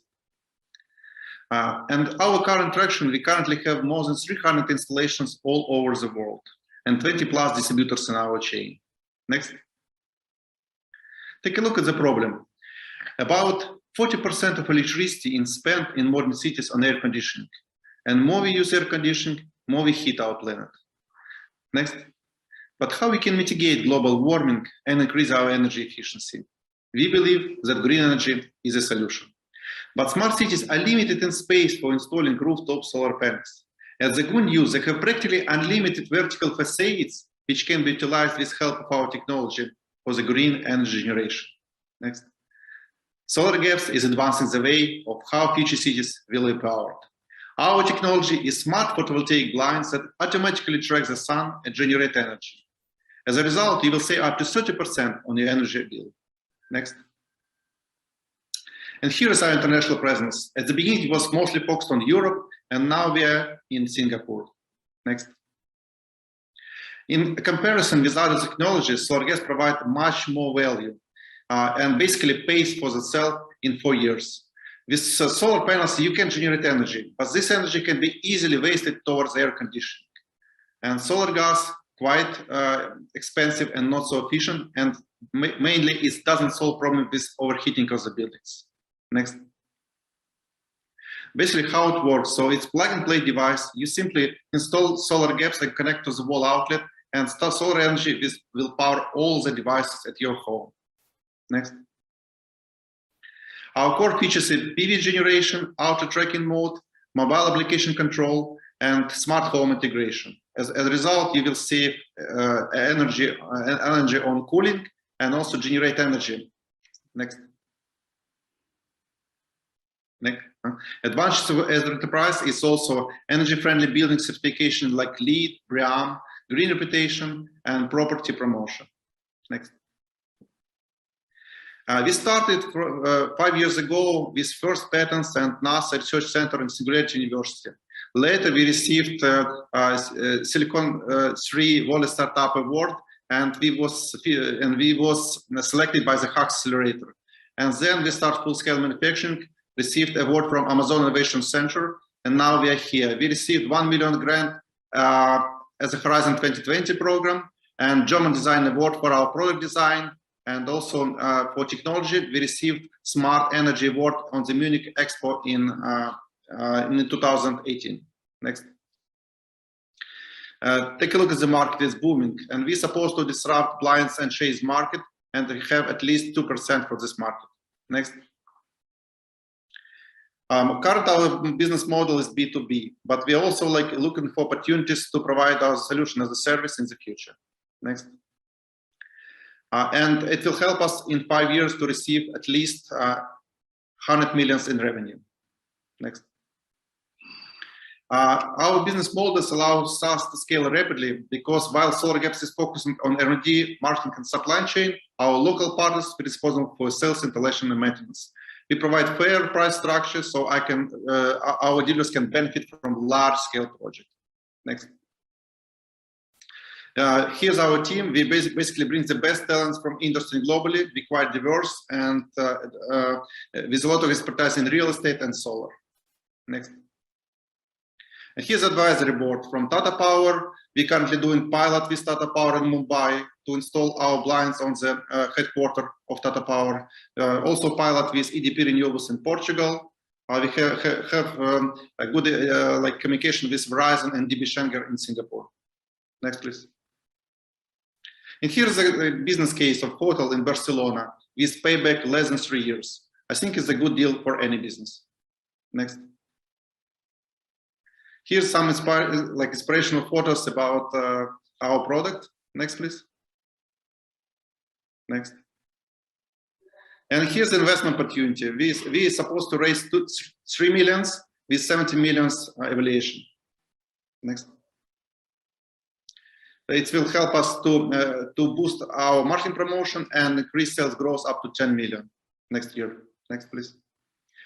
As I mentioned, we have a lot of awards, and we're supposed to scale in Singapore this year. Next. It was featured by a lot of media, and we have more than 25 million on the Facebook. Next, please. As TechCrunch says, your windows become powerful with Solar Gaps. Next. Thank you so much. I'm open for your questions. Thank you. Thank you, Yevgen. Thank you so much. I just have a quick clarifying question. You're seeking 3 million equity, and what is the valuation? 17 million. 17, okay. And we currently have 500,000 committed to this round. Yeah, okay, great. Jason, do you want to kick off?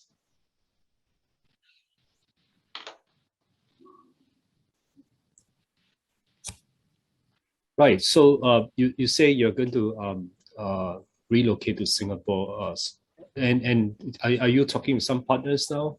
And what is the break even for the Singapore's context? We started with Ecolabs, and then we was presented to some investors from Singapore and also from the Hong Kong, there's Australia. So we currently in talks about pilot projects and so on, and also with NTU University. Right. Are you expecting 3-year break even in Singapore? Yeah, we're supposed to open the branch this year. Okay. Right, Claire, over to you. Yeah, I've got a question about, I guess, the competitive advantage here. What's to stop others, or are there others doing this, and what's to stop others doing this? What's the particular kind of IP you have? Yeah, great question. So we already have 3 international patents for our technology. It's IoT device, so we can control it from anywhere, and it's not only about the hardware, it's also about the software, some kind of energy generating cloud. So we controlling amount of energy that we see from different sources, and it also help us to create strong relations with final customers, mostly from real estate. And as you see, so we have 20 plus distributors, so we far beyond all our potential competitors. And also this product is custom fit, so there is no one solution that fits all buildings. That's why we developed this for the last 4 years. Thanks. So Yevgen, I'm interested in the economics. So the Barcelona case study, was that a retrofit case where you had a 3-year payback? Yeah, you're right. So it's retrofitting, and mostly all the buildings in Europe allows us to retrofit our solution. We don't need to build anything new. We can retrofit. But for new high-rise buildings, we developed a solution to install our product between glasses. So it can we can go up to 100 floor. Yeah. But so you retrofitted that and it withstood a hurricane? Yeah, it survived hurricane. We removed it. Place. Yeah. So you just, wow, that's impressive. Well, I guess what I love about this product, and I don't really know that much about the building integrated PV market, but I'm sort of wondering where this fits into like all of those building integrated PV products. What I love about this market is so intuitive. People will pay more for a product if they feel like they're doing something good for the environment than if they would per kilowatt, if they're, per kilowatt hour, if they're putting it on their roof. And it's cool and it's sort of visible. What would the economics look like when you roll this out for residential, like for multifamily buildings or residential housing? For B2C, we're supposed to have from 4 to 6 years payback period. For B2B, it can be even lower because on the large scale. And we already have confirmation about this payback period from Spain. Yeah, and I'm not sure if I caught your response to Claire's question on competitors. Do you have any direct competitors selling solar shading product like this, a solar curtain product? There are a few startups who try to do similar. One of them from Poland, but they're very early stage, and there is no any product on the market yet. There is some very strong companies in appliance industry like Varema and Roma, which exist for 100 years. And also in Switzerland, like Schenkerstoren, we are in touch with them. Maybe they will help us also to scale our technology for the existing customers, because one company in Switzerland sells 1 million square meters per year. So we're supposed to cooperate with such large companies to scale fast. So I just have a follow-up question on the earlier question about equity. So would you be looking for a passive investor or for a potentially strategic investor? Basically, it's better to have smart money. Yeah. Okay. Yeah. So not dumb money. Yeah. Smart money. Right. Okay. Great. Thank you so much. Are we good, Claire? Are we good, Jason? Anything else? Great. Thank you so much, Yevgen, for your time today. That was excellent. Thank you so much. Have a good day.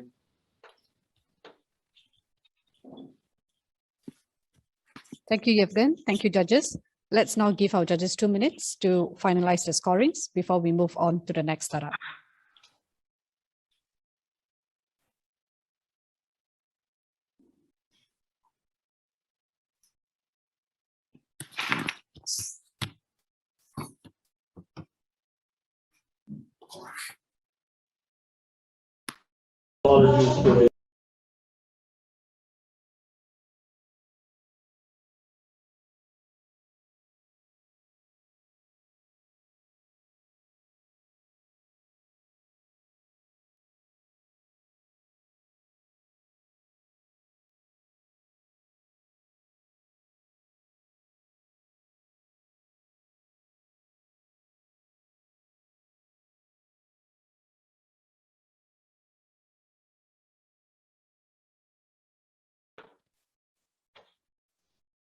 Okay, Vani. Thank you, Peter. Thank you, judges. We would now invite Prahlad Thakur from Sun Emission Solar Energy to pitch on AI-powered architectural tempered glass with embedded photosynthesis technology generates electricity by replacing traditional glass in building. Prahlad, please. Yeah, hi, good afternoon, everyone. My name is Prahlad Thakur. I'm the co-founder and CEO of clean technology startup Sun Emission, which we founded in early 16. So basically, we are currently prototyping in pilot ready stage. So next, please. Next, please. So the problem we found in the real estate sector, especially in the building construction industries, which is glass is expensive construction material, thus making economically unviable and environmental unfriendly. By generating greenhouse gases emissions, since it increases cost of electricity higher by 40% and reducing the cost of investing in return to the building owner. Next, please. So what's the solution? We developed AI-enabled architectural building glass embedded with photoactive synthesis technology, glass into convert traditional building construction materials into energy generated, optimizing different things at the same time, namely electricity production and intelligent behavior analytics, which will be anonymous behavior detection, biometrics, and analytics for user authentication, fraud detection, energy management. So these will be used as add-on through the UI and UX. Next, please. So this is the actually basic snapshot of a product which we are going to develop. So basically, two segments we are concentrating. One is building construction, and then another an electric vehicle, which will be called plug-in. Next, please. So in terms of technology, in terms of innovation, we developed nanomaterials, nanoparticles, which will be integrated further AI and IoT combination, which will provide intelligent analytics. Next, please. So the value proposition we wanted to deliver through our solution, which will be maximizing building construction investment. It will reduce heat and temperature since it is low cost material developed from organic materials, that is a black plum and titanium oxide, which helps to replicate building applications and vehicles and car for the physical renewable energy generation. Next, please.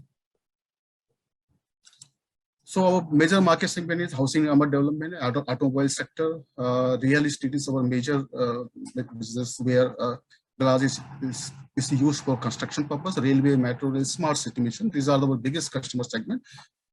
Approximately market is all about 314 million in the Indian market with a rate of 22%. Next, please.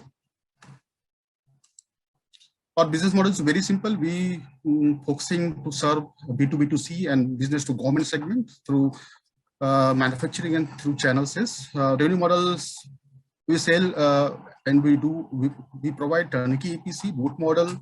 We sell electricity through the RISCO model, which will meet requirement of electricity and glass as a construction material to the industrial and commercial consumer. Operation maintenance will be our additional revenue stream.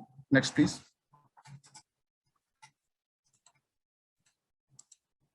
So the government go-to-market strategy, we will penetrate market through help of startup ecosystem. Key partners will analyst channel distribution, 3 pilot trial runs with the real estate developers, international bilateral options. So this will be useful for us to penetrate the international market.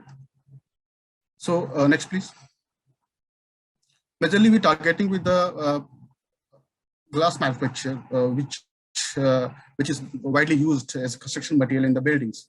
So the glass doesn't do anything apart insulation and aesthetics. So our glass replaced into energy harvesting product, which will within the 2 meter square, we will generate 100 watt with efficiency of 24%.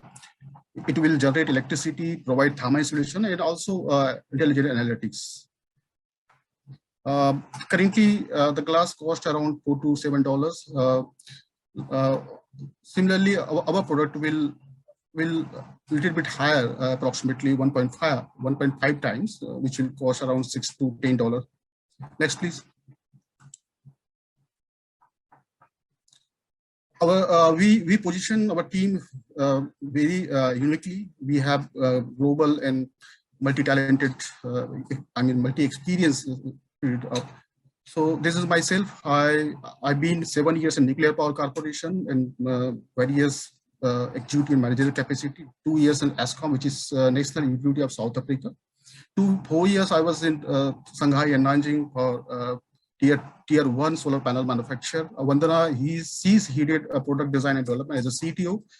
She is a semiconductor photo optics embedded design system specialist. Sumanjil currently he finished his PhD on smart building and sustainable architecture. Next, please. We have a bunch of pool of mentors with us, which they help us routine operation of venture. Next, please. These are some figures which we projected to achieve over the years. Next, please. Recently, we acquired 5 customers, which is Delhi Metro Rail Corporation, Waybill, Godrej Properties, the India's lead. 5 minutes is up. To wrap up, please. Yeah, thank you so much for the presentation. That was really interesting, very clear. Is there a lifespan of these windows at which point they have to be replaced? Like, how long does the solar remain, as you said here, I think 24% efficient? For how long, how many years? Yeah, similarly, the traditional solar panel comes within 30 years of lifespan. So, as I mentioned, we are incorporating the nanomaterial particles into the glass surface.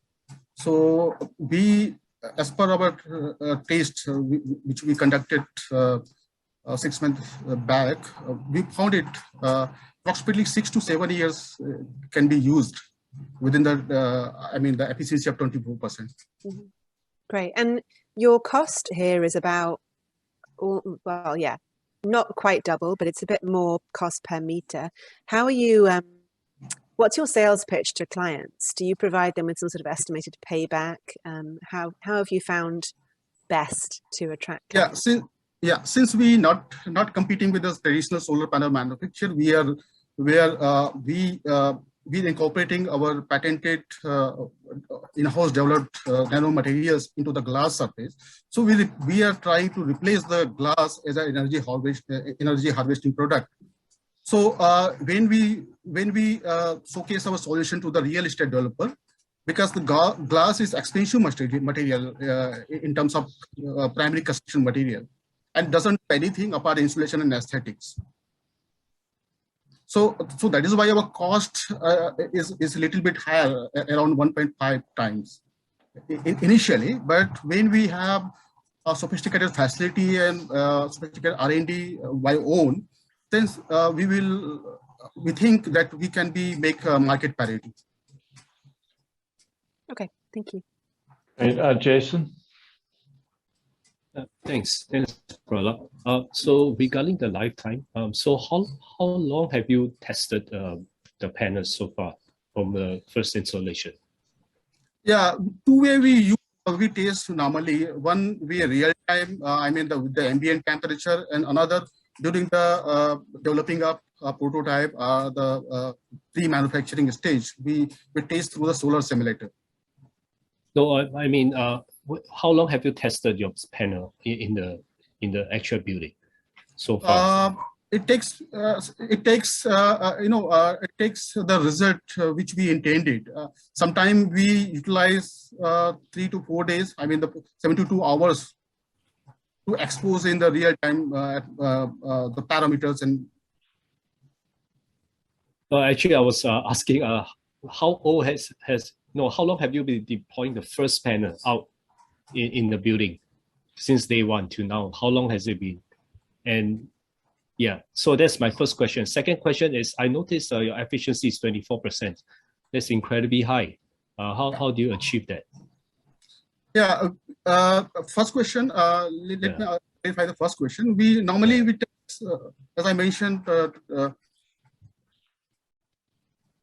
or 3 days we takes to deploy. And the second, the efficiency we achieved through the through utilizing various kinds of electrolyzers.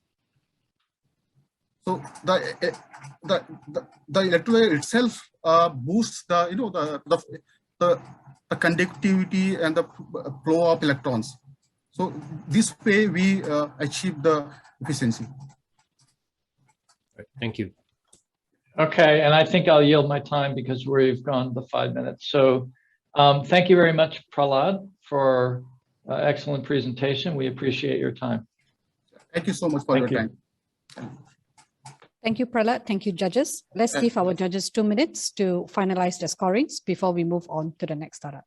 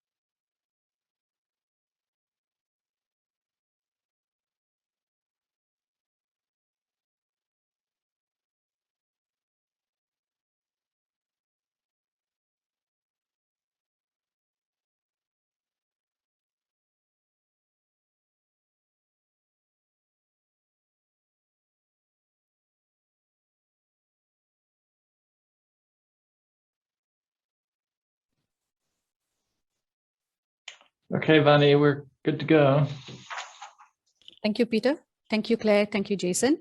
Coming up next, we have Tulika Raj from Sun Green H2 to pitch on their project titled Sun Green H2 Novel Electrolyzer with World-Leading Performance for Low-Cost Green Hydrogen. Tulika, please. Hi, everyone. Can you hear me? Yes. Good afternoon, everyone. It's a pleasure to present to you today. I am Tulika, the CEO of Sun Green H2, and we are making advanced materials for the green transition.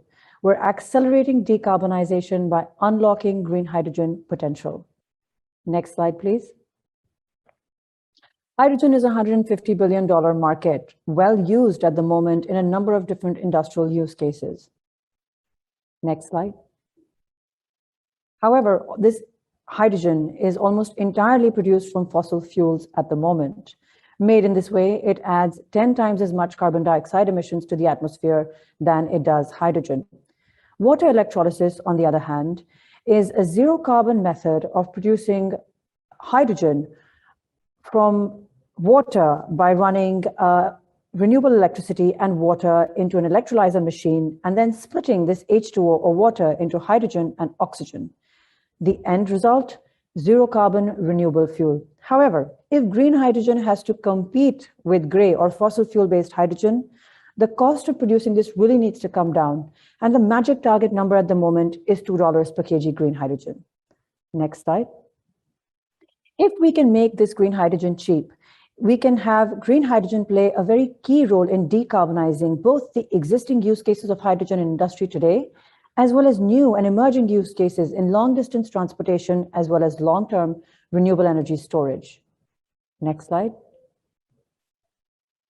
This is the reason, and this is the reason, or the expanding use cases and the potential for green hydrogen to decarbonize different applications is the reason why the market size for green hydrogen is set to expand to become as large as gray in the coming decade. Next slide. So the real bottleneck to affordable green hydrogen at the moment is electrolyzer technology. Current electrolyzers are expensive and inefficient. And for high performance, the industry currently relies on the use of platinum group metals, which are not only expensive, but in the case of iridium, for example, are limited in supply, presenting a critical bottleneck to scaling up the technology. Next slide. SunGreen H2 is using nanotechnology to dramatically improve the amount of hydrogen produced from electrolyzers. We use low-cost earth-abundant materials and dramatically increase the surface area of the materials available for the water-splitting reaction. This leads to doubled hydrogen production at 10% lower energy consumption. Most importantly, we reduce the amount of platinum group metals used by 30 times. This is an order of magnitude lower than the current industry standard. This is how we're impacting both CapEx and OpEx cost of green hydrogen production in order to dramatically lower the cost of producing green hydrogen and bringing it to parity with the target of $2 per kg and lower. Next slide. The technology that we have is under patent and is ready to commercialize. We make all of the electrolyzer components that we mentioned for alkaline PEM and AEM electrolyzer technologies ourselves and patent both the materials and the right to use these materials. Next slide. So we are manufacturing all of our own components for electrolyzers. And in the case of particularly of AEM electrolyzers, we are bringing a novel, disruptive, groundbreaking design for AEM electrolysis. We develop and design the stack and the system for this particular technology ourselves and will manufacture it in partnership. Next slide. As mentioned, we are a platform technology able to provide electrolyzer components for all the existing types of major electrolysis. That includes alkaline, proton exchange membrane, as well as AEM. So if we look at ourselves in the value chain, we're really participating as specialized component suppliers into the existing OEM market for high performance components for alkaline and PEM electrolyzers, as well as specifically in the case of AEM electrolysis, we manufacture the stack all the way ourselves and are looking to bring to market a modular 1 kg per day system, which we will manufacture in partnership. Next slide. Some of the key markets that we're addressing, as mentioned, are in the electrolyzer components. By retrofitting these components to existing electrolyzers, we are dramatically able to improve the amount of hydrogen that's produced, bringing down the cost per kg of the green hydrogen. As well as for the electrolyzer systems, we're able to take it into use cases for gas blending, transportation, energy storage, and feedstock. Next slide. So again, we make money by supplying components in the first instance and making the margins off of those sales. And of course, where we talk about supplying the actual hydrogen electrolyzers to end users, the idea there is to provide volume-based supplies with admittedly lower margins. However, we do supply our own components for replacement over the average lifespan of 3 to 4 years across a 15 to 20-year electrolyzer plant lifetime. Next slide. A little bit about our age and our stage. The company has filed patents in Singapore and has a prototype electrolyzer system up and running at the A-Star Institute of Materials Research and Engineering. We are currently looking to qualify our samples with OEMs based in the field in Europe as well as the US. At the same time, we're developing our stack and 1 kg per day electrolyzer system to bring it into field trials and validation of the technology early part of next year. Beyond this, we are partnered up with manufacturers for the electrolyzer systems themselves. And as I mentioned, we'll manufacture our own components and the system for low volume production in the second half of 2022, with a view to scaling up the manufacturing with enough field trial and testing beyond in 2023. Next slide, please. 5 minutes is up to wrap up.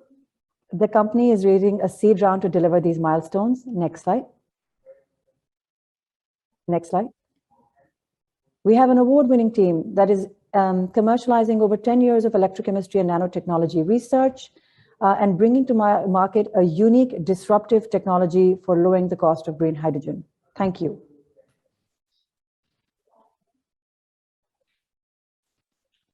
Thank you so much, Tulika. Really fascinating presentation, and I love green hydrogen much more than gray and blue hydrogen. So it's good to see the developments you're making, and I think we'll have some interesting questions for you. Do you want to go first, Jason? Okay, sure, my pleasure. Tulika, thank you. Thank you very much. Fantastic presentation. First question is, which sector are you targeting at the moment? And also, what is the cost for a demonstration setup if there's an interested party, in the horizon? Thank you, Jason, for the question. I'll take the first question first. So we are targeting use cases in two manners. The company has two business lines. The first is the electrolyzer components, which obviously we naturally prepare in order to bring forth the system. These are ready and available for commercializing today. We are working with existing alkaline and PEM OEMs to bring these to the market. The second business line, as I mentioned, is the electrolyzer system. For this, we are already in receipt of MOUs for up to 2,000 units of our first systems. And the idea there is to bring this for use cases like gas blending, as well as energy storage, Power-to-X kind of applications, and small-scale hydrogen refueling applications. Cost of the system is as follows. We expect with the material replacement that we do, we are impacting 50% of the stack cost and reducing it by 50% rather. And as mentioned already, we also reduced the stack footprint required because we're able to double the amount of hydrogen production from a given electrolyzer cell size. Now, this leads to 67% lower cost for the electrolyzer system.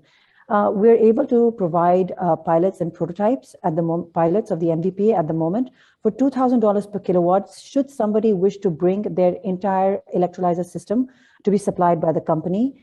In some cases, we find that customers are really looking to use just the stacks and provide sort of a 5 to 10 to 20 kilograms per hydrogen kind of use case for amalgamating the stacks together. Here, we are able to supply just the stacks for half that price and work with the customer to provide their own balance of plant system. And our engineering team usually can help with that as well. Claire? I have a question about your customers. Selling the membranes and stack technology, as you discussed, who is the kind of the target customers, particularly for the electrode sales, right? Before you start making the electrolyzers, are you selling to electrolyzer manufacturers themselves or other types of companies? And that's right. On which markets you're looking at? Is it specifically just Singapore? I know that's where you're kind of got some of your demo going, or what other markets do you plan to expand to? Thanks, Claire. So we are working with Europe and US-based companies, the electrolyzer manufacturers. I think these are well-known names, and we are looking to get our samples for our materials qualified for the electrodes to be, step-by-step going into pilots with these customers. These are some of the well-known names in the OEM market for electrolyzers. As you know, the electrolyzer manufacturers are predominantly located in Europe and a little bit followed by emerging manufacturers in the US or North America rather. This is where we have first made inroads. We also look at collaborating very closely with electrolyzer manufacturers, those located in our part of the world, in Asia Pacific region. So specifically reaching out, in Japan. This is really for the electrolyzer manufacturing. We don't currently, and we aren't working in China, for example. Specifically, this is part of our market outreach strategy. One of the things that we're doing for the electrolyzer system that we have developed a prototype for is taking this into end use cases where we can actually find a practical, demonstrable field case to demonstrate and validate both the electrolyzer components and our final standalone stack and system. These are engineering companies as well as energy companies, and we're pleased to say that we have trials lined up with some of the major or leading industrial and engineering companies worldwide. And as I mentioned, a couple of MOUs as well. I hope that answers your question.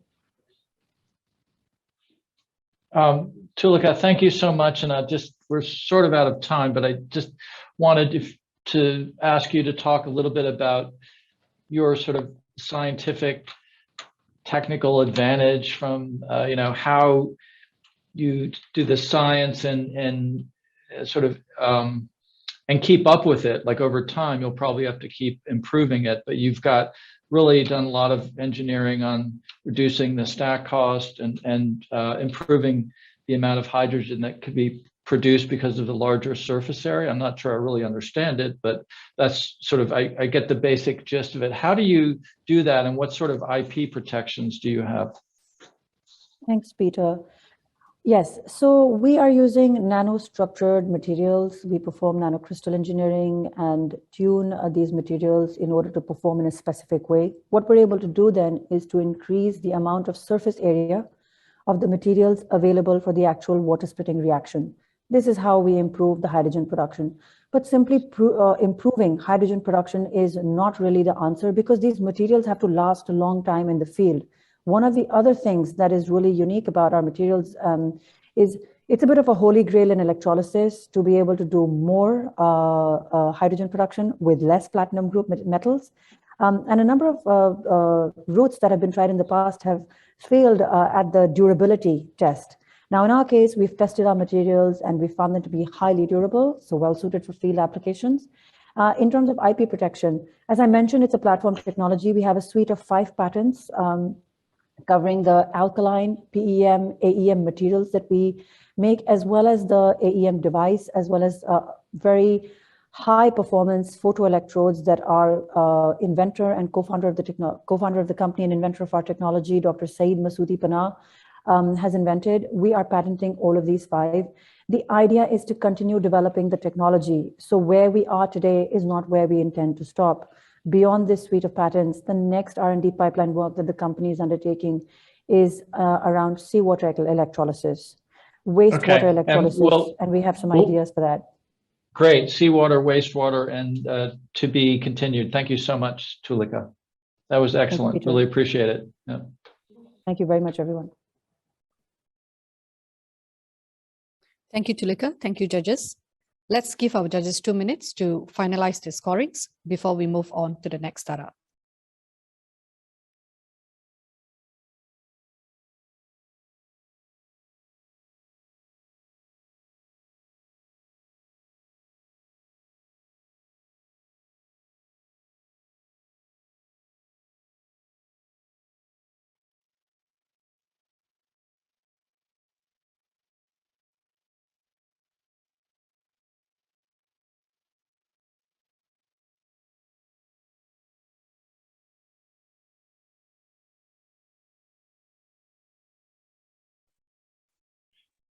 Okay, Vani, we're good to go. Thank you, Peter. Thank you, judges. May we invite the last speaker of the day, Natalia Mikhailova from Weave Air, to pitch on proactive air insights to make spaces more energy efficient and beneficial to our health. Natalia, please. Thank you, Vanya. It's a pleasure to be here. Can you hear me? Yes, we can. Wonderful. Okay, so I guess I'll start. My name is Natalia. I am a co-founder and CEO of Weave Air, and we are providing solutions to make buildings healthier and more energy efficient. Next slide, please. My background is engineering. I spent over 10 years building sensors and software to help monitor and improve buildings in Canada, South Korea, Europe, Singapore, and Japan. Next slide, please. And what I found when talking to many building managers is there is a large amount of cost that is spent, as well as time that is wasted, and the processes are reactive, which is not only costing us a lot of energy used in the building, but also is compromising our health. Next slide, please.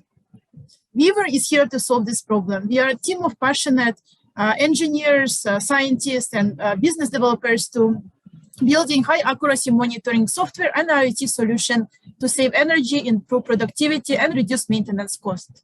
Next slide, please. We provide software and IoT for diagnosis of hazard, maintenance needs, and footfall, and combine this information to both save cost and energy, as well as improve revenue and reputation, resulting in ROI in about 6 months and 10 to 20x ROI within 18 months. Next slide. We have a solution that is patented in three aspects. We have sensor devices that monitor and improve the ventilation systems. They track over 20 different metrics on air quality, maintenance, and people, and they work directly with the automation system and the engineers to monitor and improve the way that buildings and infrastructures is run. We have software that tracks interventions such as energy efficiency intervention and purification system. They track safety and hazards, and also they automate that for the energy efficiency. And finally, we have services that save energy, cost, and time, as well as provide brand benefits. Next slide, please. We have a software that helps reduce energy 20 to 60%, over 20% maintenance cost, and 30% air quality improvement. That has been proven in many case studies that we've conducted in Singapore, Japan, and beyond. Next slide, please.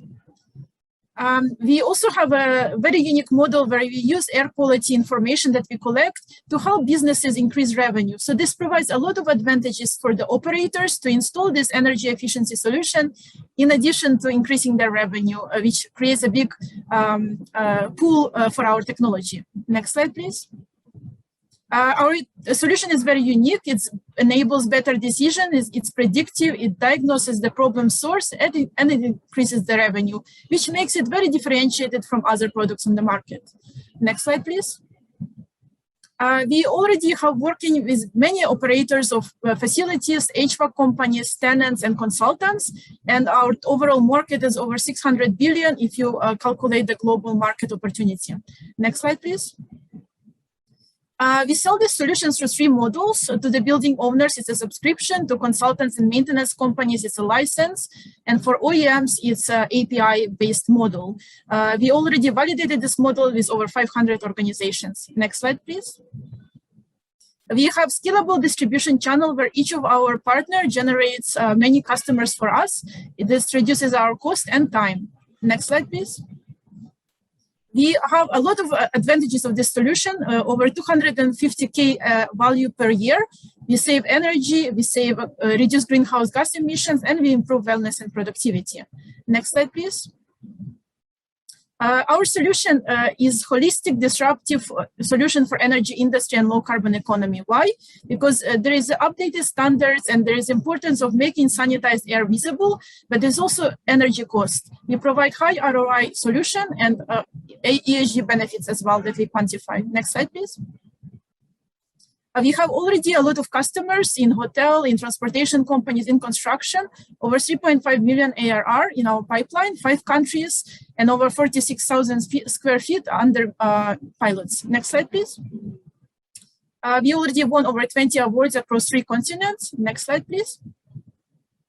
And we have an excellent team with background in engineering and operations, for government and foreign affairs, as well as real estate, building integrations, and AI. I'm very happy to have this team, and it's making company very successful. Next slide, please.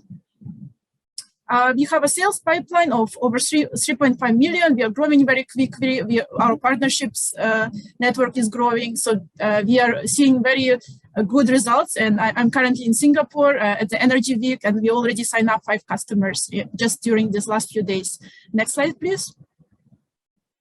We are going to be raising financing, 3 million to fund our product growth, team growth, and ROI for the sales funnel. We are also looking for partners for pilots, distribution, as well as creating a new standard, which we are doing with the government of Singapore and partners in here. Next slide, please.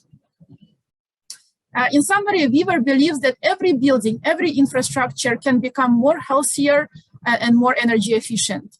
There is a lot of trade-offs between these two components, but with our technology, it makes it possible to achieve this. Thank you, and I invite you to join us. It's a great pleasure to be here, and thank you for the opportunity. Thank you so much, Natalia. And about 30 years ago, I wrote a book on indoor air quality and energy efficiency. Back then, because I studied public health, and then I got into the energy use of buildings, and it's a very interesting topic, and I like the way you combine it. So I'll pass over to my esteemed judge, Claire Curry, for the first question.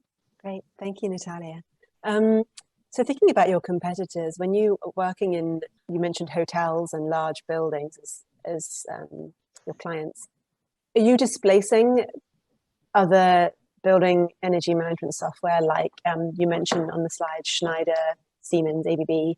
Or are you trying to attract customers who currently have no energy management provider? Thank you, Claire. That's a wonderful question. So I would say in most cases, we are a very complementary solution. So in fact, Schneider awarded us the Best in Innovation Award. So we are in some projects, we are actually collaborating. In other projects, when, in some cases, buildings don't even have a BMS system. We are kind of surprised by this as well. But in these cases, we can actually provide end-to-end solution to the customers. We have partners as well as we have systems that we integrate with. So it makes our system very flexible and very easy for building managers to adopt. And the hotel managers are actually telling us that, they cannot find any other solution that can accomplish the same things for them to achieve ROI as our systems.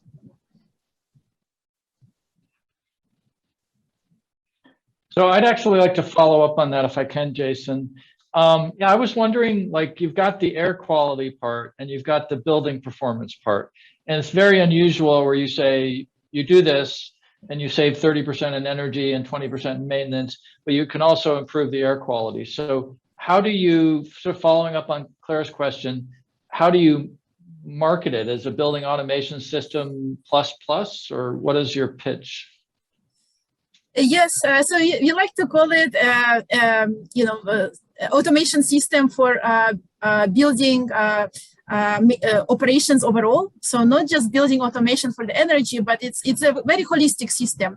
When you install right now, pretty much every hotel in Singapore requires installation of high efficiency filters, like to protect staff and the guests, MERV 14 or higher, or HEPA filters. But it is very challenging. Many of the hotels actually had to take down the filters because it was causing the ventilation system to be operating in a very big overdrive because of high pressure differential that those systems contributed, especially in some of the downtown areas where it can be a bit more polluted.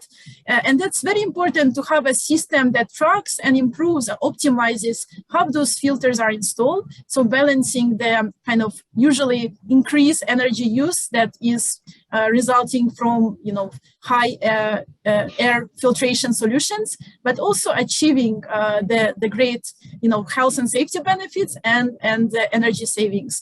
So this is a big gap in the market that we feel that other companies are not addressing. At least we haven't found any other products that does this, and so that's why it's we marketed the kind of like safety as a service solution that also it provides this holistic improvements of balancing energy savings and the health of occupants. Right now, this is so attractive to many companies that we got cold calls from company as big as Kajima, who are actually really interested to test out in their headquarters as well as in Singapore. So we are quite excited by all this traction and all this kind of pool for this type of solution. So we don't even need to do any marketing.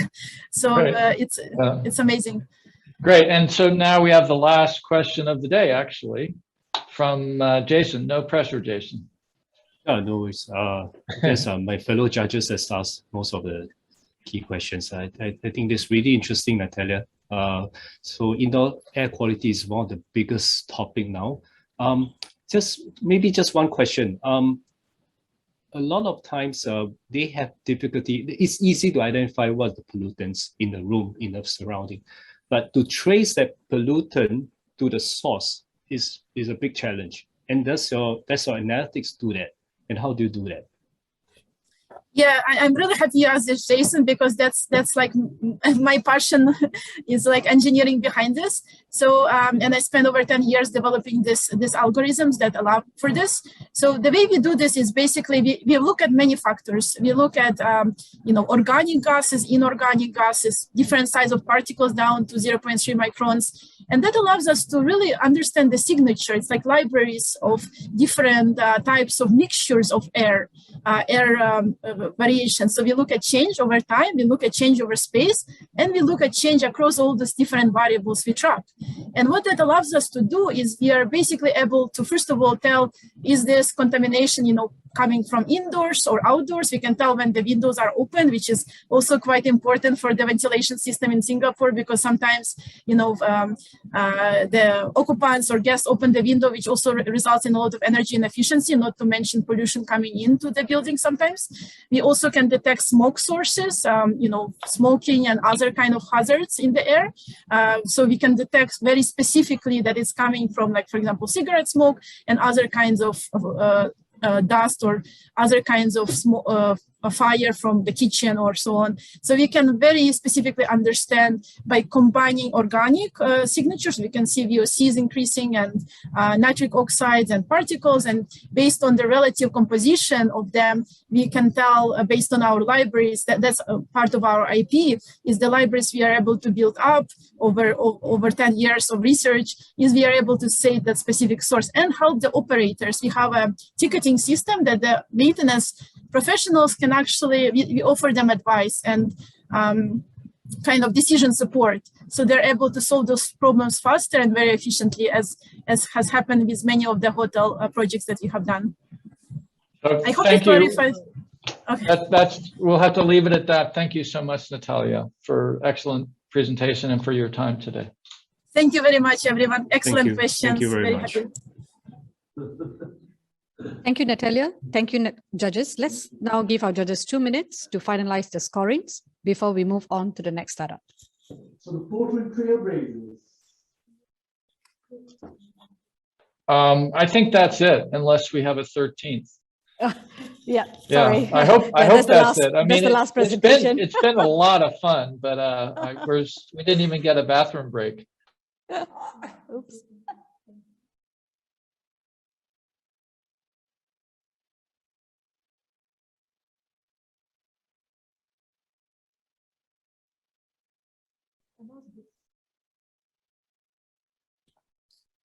Right. So thank you to all our top 12 finalists for the insightful pitching session. I believe our judges will have a hard time deciding the winners. Thank you to our viewers who are tuned into the PowerACE platform. Now let's give our judges some time to collate the results while we go for a short break. And I will see you here in the same platform again at 5:20 for the award ceremony. Judges, you will be brought into the breakout session room to discuss the scores. Top 12 participants, please stay on the platform and we will see everyone again at 5 p.m.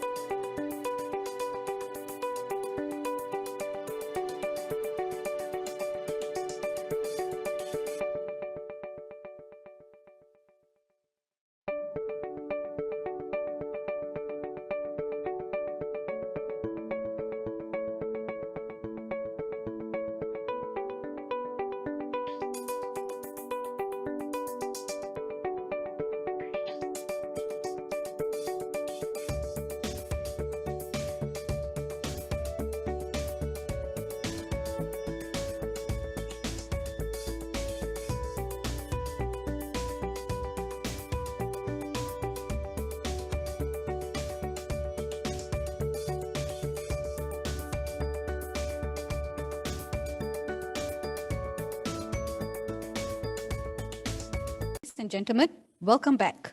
The results for PowerACE 2021 is freshly delivered to my hands. Before we announce the results, we would like to invite Mr. Edwin Q, SEA's chairman, to give his closing remarks. Mr. Q, please. Hi, good afternoon, ladies and gentlemen. It is really my pleasure to join you all, this afternoon at PowerACE.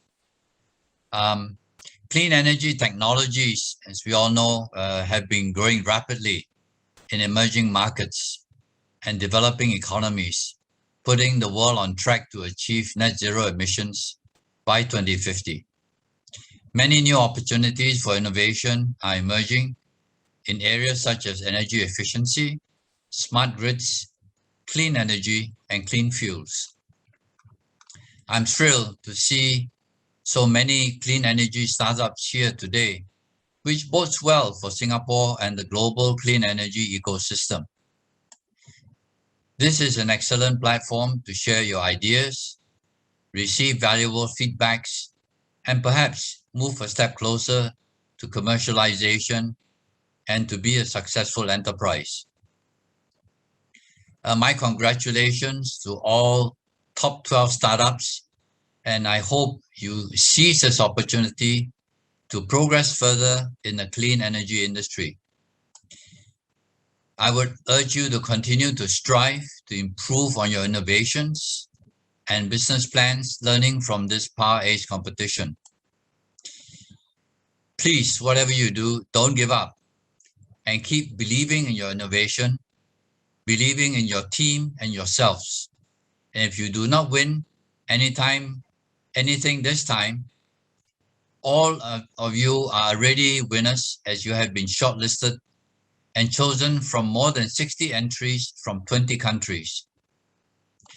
I would like to take this opportunity to thank our partners and prize sponsors, Private Financing Advisory Network, or PFAN, Ecolab's Center of Innovation for Energy, and Bloomberg NEF for their invaluable partnership and guidance for PowerACE 2021.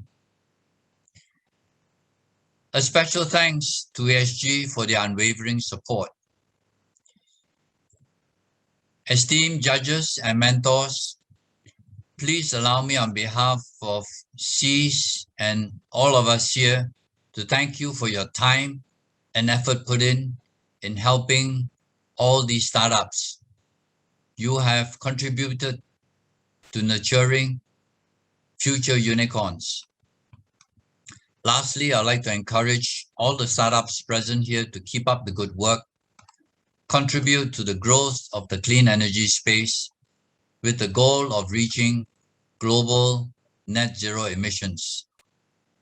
Now, you are all most welcome to join us at the Sustainable Energy Startup Network, or CSUN, where you can get an opportunity to seek market exposure, strategic partnerships, and investments. SEAS will be able to continue to assist and advise all of you on this. I wish you all a fruitful time at PowerACE 2021. Thank you very much.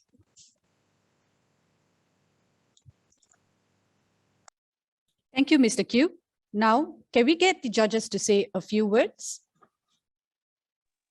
Grace, I can kick off. This is my first time judging this competition, and I was really impressed by particularly the wide range of solutions between all the finalists. It feels like between you're covering all the areas we need to decarbonize all major sectors. I mean, you were ranging from solving heavy industry waste problems to improving existing important manufacturing processes to innovations around improving efficiency of solar and storage, clearly really important areas to think about for the future.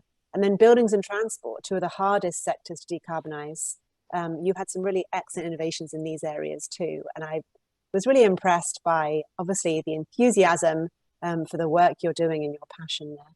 Particularly impressed by the quality of the presentations. They were all excellent. And the well thought through business models, which is often, I think, some of the trickiest things to get right.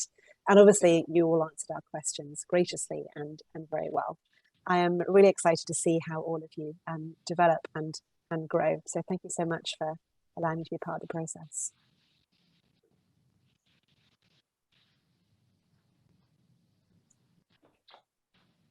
Right, Peter, if you don't mind, I can go next. Right.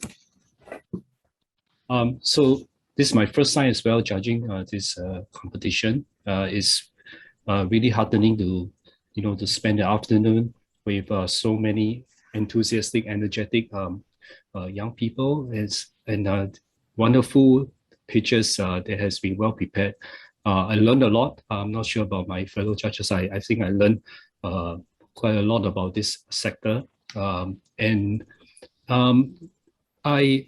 There's probably one thing that I noticed that there's a lot of focus on hydrogen, and we are seeing different solutions from different part of the world, looking at new ways of improving the electrolyzer and hydrogen production. I think this is a growing sector, and in Ecolabs we are also observing and creating projects around this area. So I will encourage all the companies to come to us, Ecolabs, to see if there's collaboration opportunities that we can help to create test bed, to help you to grow your solutions to the next phase. Thanks everyone for spending the afternoon with us. Peter. Well, thank you for those words, Claire and Jason, and welcome to the club. And we'll hope you can come back. The next year we'll give you a little bit of a bathroom break. So sorry about that. So, but that was really. So we had 12 companies, and as Claire said, they covered sort of everything we need to do. And I think having been doing this now for the 4th year, the quality is improving. The quality of the business solutions, the quality of the presentations is improving to meet the moment. Is it improving so that we can get 5 to 6 times as much implementation of low carbon solutions and investment annually over the next decade than we have now? Not fast enough, but the work that CS is doing and the CSUN Center that you've set up is really important, and all of the work that the Singapore government is funding in this area, including Ecolabs. So for the companies, thank you for your dedication, and you really know the markets, the technologies, and the customers, and you're seeking financing, and we wish you the best with that. And like Claire and Jason, I look forward to seeing how you go forward. I'd like to thank the coaches from PFAN and several of our other partners, because they really, you can tell, they really helped to make some really solid presentations. And thanks to Kavita and Aslan and Whitney and the team at CS and DMG events. And, I just leave feeling, my sort of feeling in terms of looking at these companies is there's a podcast that I used to listen to called A World That Just Might Work. And I listened to it for many years by a guy named Terrence McNally. And I feel like, we're looking at a world that just might work if these companies can get the financing and scale up the businesses that they're envisioning. And I think this platform is wonderful for that. So it's a privilege to be a judge, and really happy for all of you who were here. And we look forward with excitement to see who the winners are. But, like we always say, everyone is a winner because every company here can go on and raise the financing and realize their dreams. We're only going to give 3 awards today, but that doesn't mean that the ones who don't get awards don't win. So back to the MC. So thank you. Thank you, judges, so much for your time today. And now it's time for the results. We would like to thank all startups for their effort, our esteemed judges and mentors, for their time and guidance to make this competition a success. We will present the PFAN Special Award first. Ladies and gentlemen, the PFAN Special Award worth $13,000, sponsored by Private Financing Advisory Network, goes to Weave Air. Congratulations, Weave Air. We will take a quick screen capture of the winner, 3 judges and Miss Kavita. Can we get Natalia on screen? Hello. Can you see me? No. Oh, you cannot? Okay. Oh, I think you're coming up now. Okay. We need the video on. We surprised you. Yes, it was very surprising. I turned on the video. The video on? Okay. Your video is not switched on? Yes, I turned on my camera. It's not showing up. Is she enabled? Yes, she is. Okay, my camera looks like it's on, but let's just take an award and okay. Sorry about that. I'm not sure. Why don't we? Maybe we can circle back. Okay, why don't we do that? We'll come back to this award. Yeah, good idea. Okay, sure. Thank you. Try and fix your camera.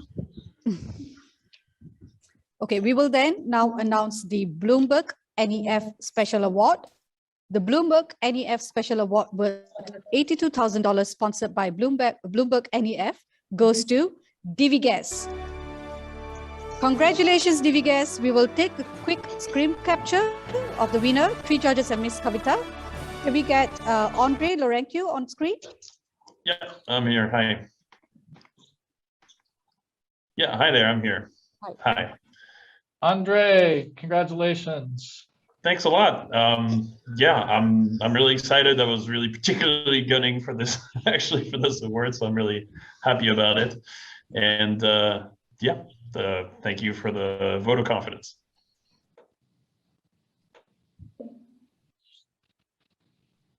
So we're doing just a photo now. Is that what's going on? I'm not sure what the process is. Yes. So we need the guidance Andre, from the is your camera switched on? Okay, Yep. I can see. Okay, Okay. one. Smile. 1, 2, 3. Okay, good. Thank you. We'll be sending this award to you. Great. Thanks. Yeah, congratulations, Andre. Thank you, Kavita. Congratulations.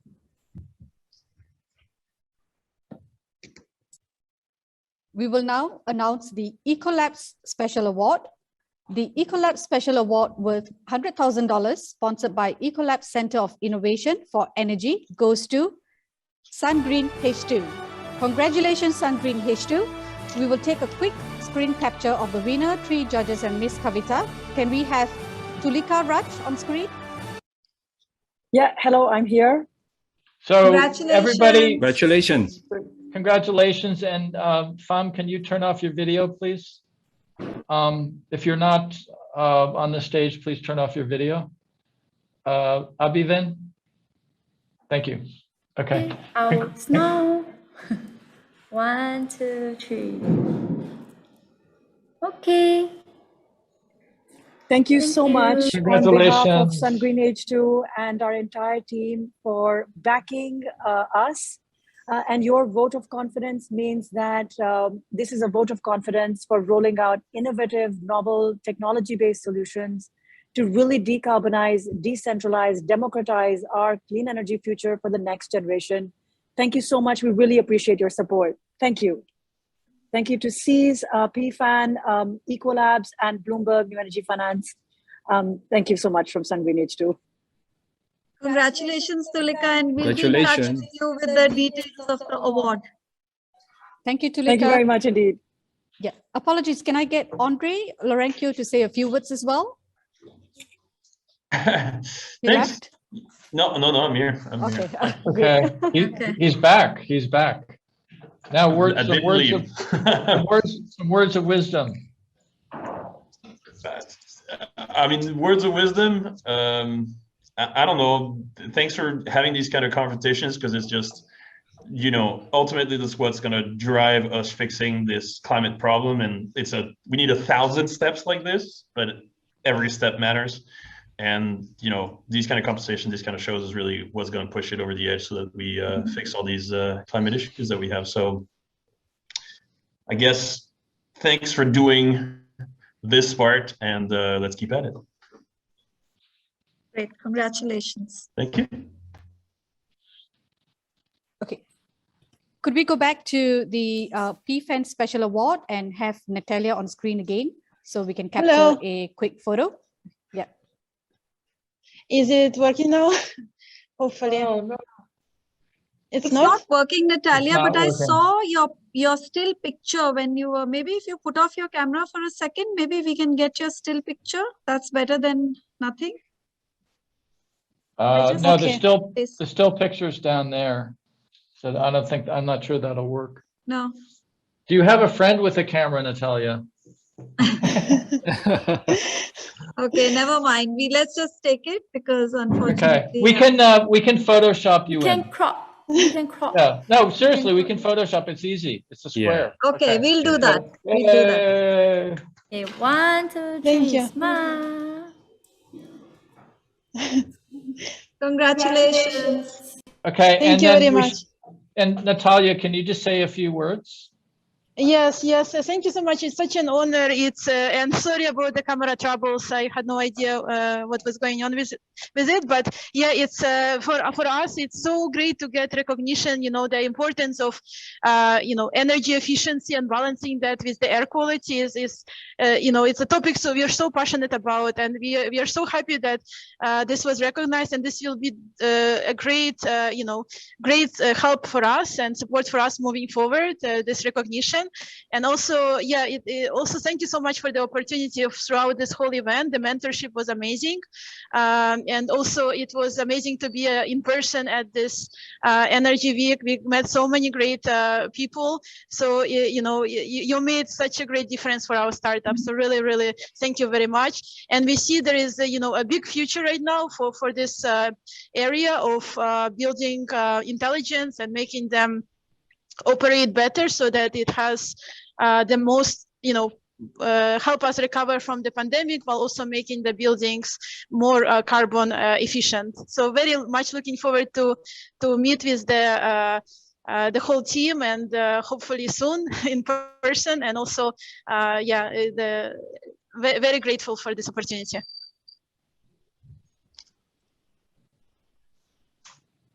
Thank you. Once again, congratulations to all the winners. We would now like to take a screenshot of all our 12 participants, our jury members, Ms. Kavita Gandhi and Mr. Edwin Q. May I request everyone to turn on their cameras, please?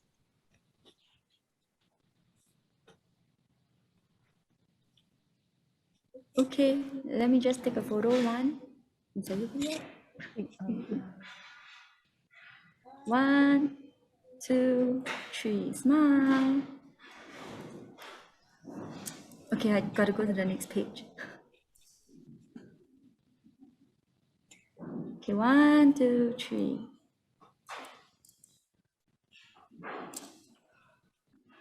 One, two, three, smile.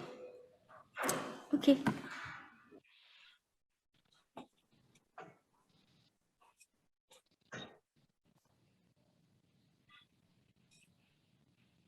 Thank you, everyone. We hope all of you had a fruitful time hearing the pitches by the startups, and we wish all our 12 startups all the very best in soaring further in the energy industry. Thank you, everyone, for your presence, and have a good evening.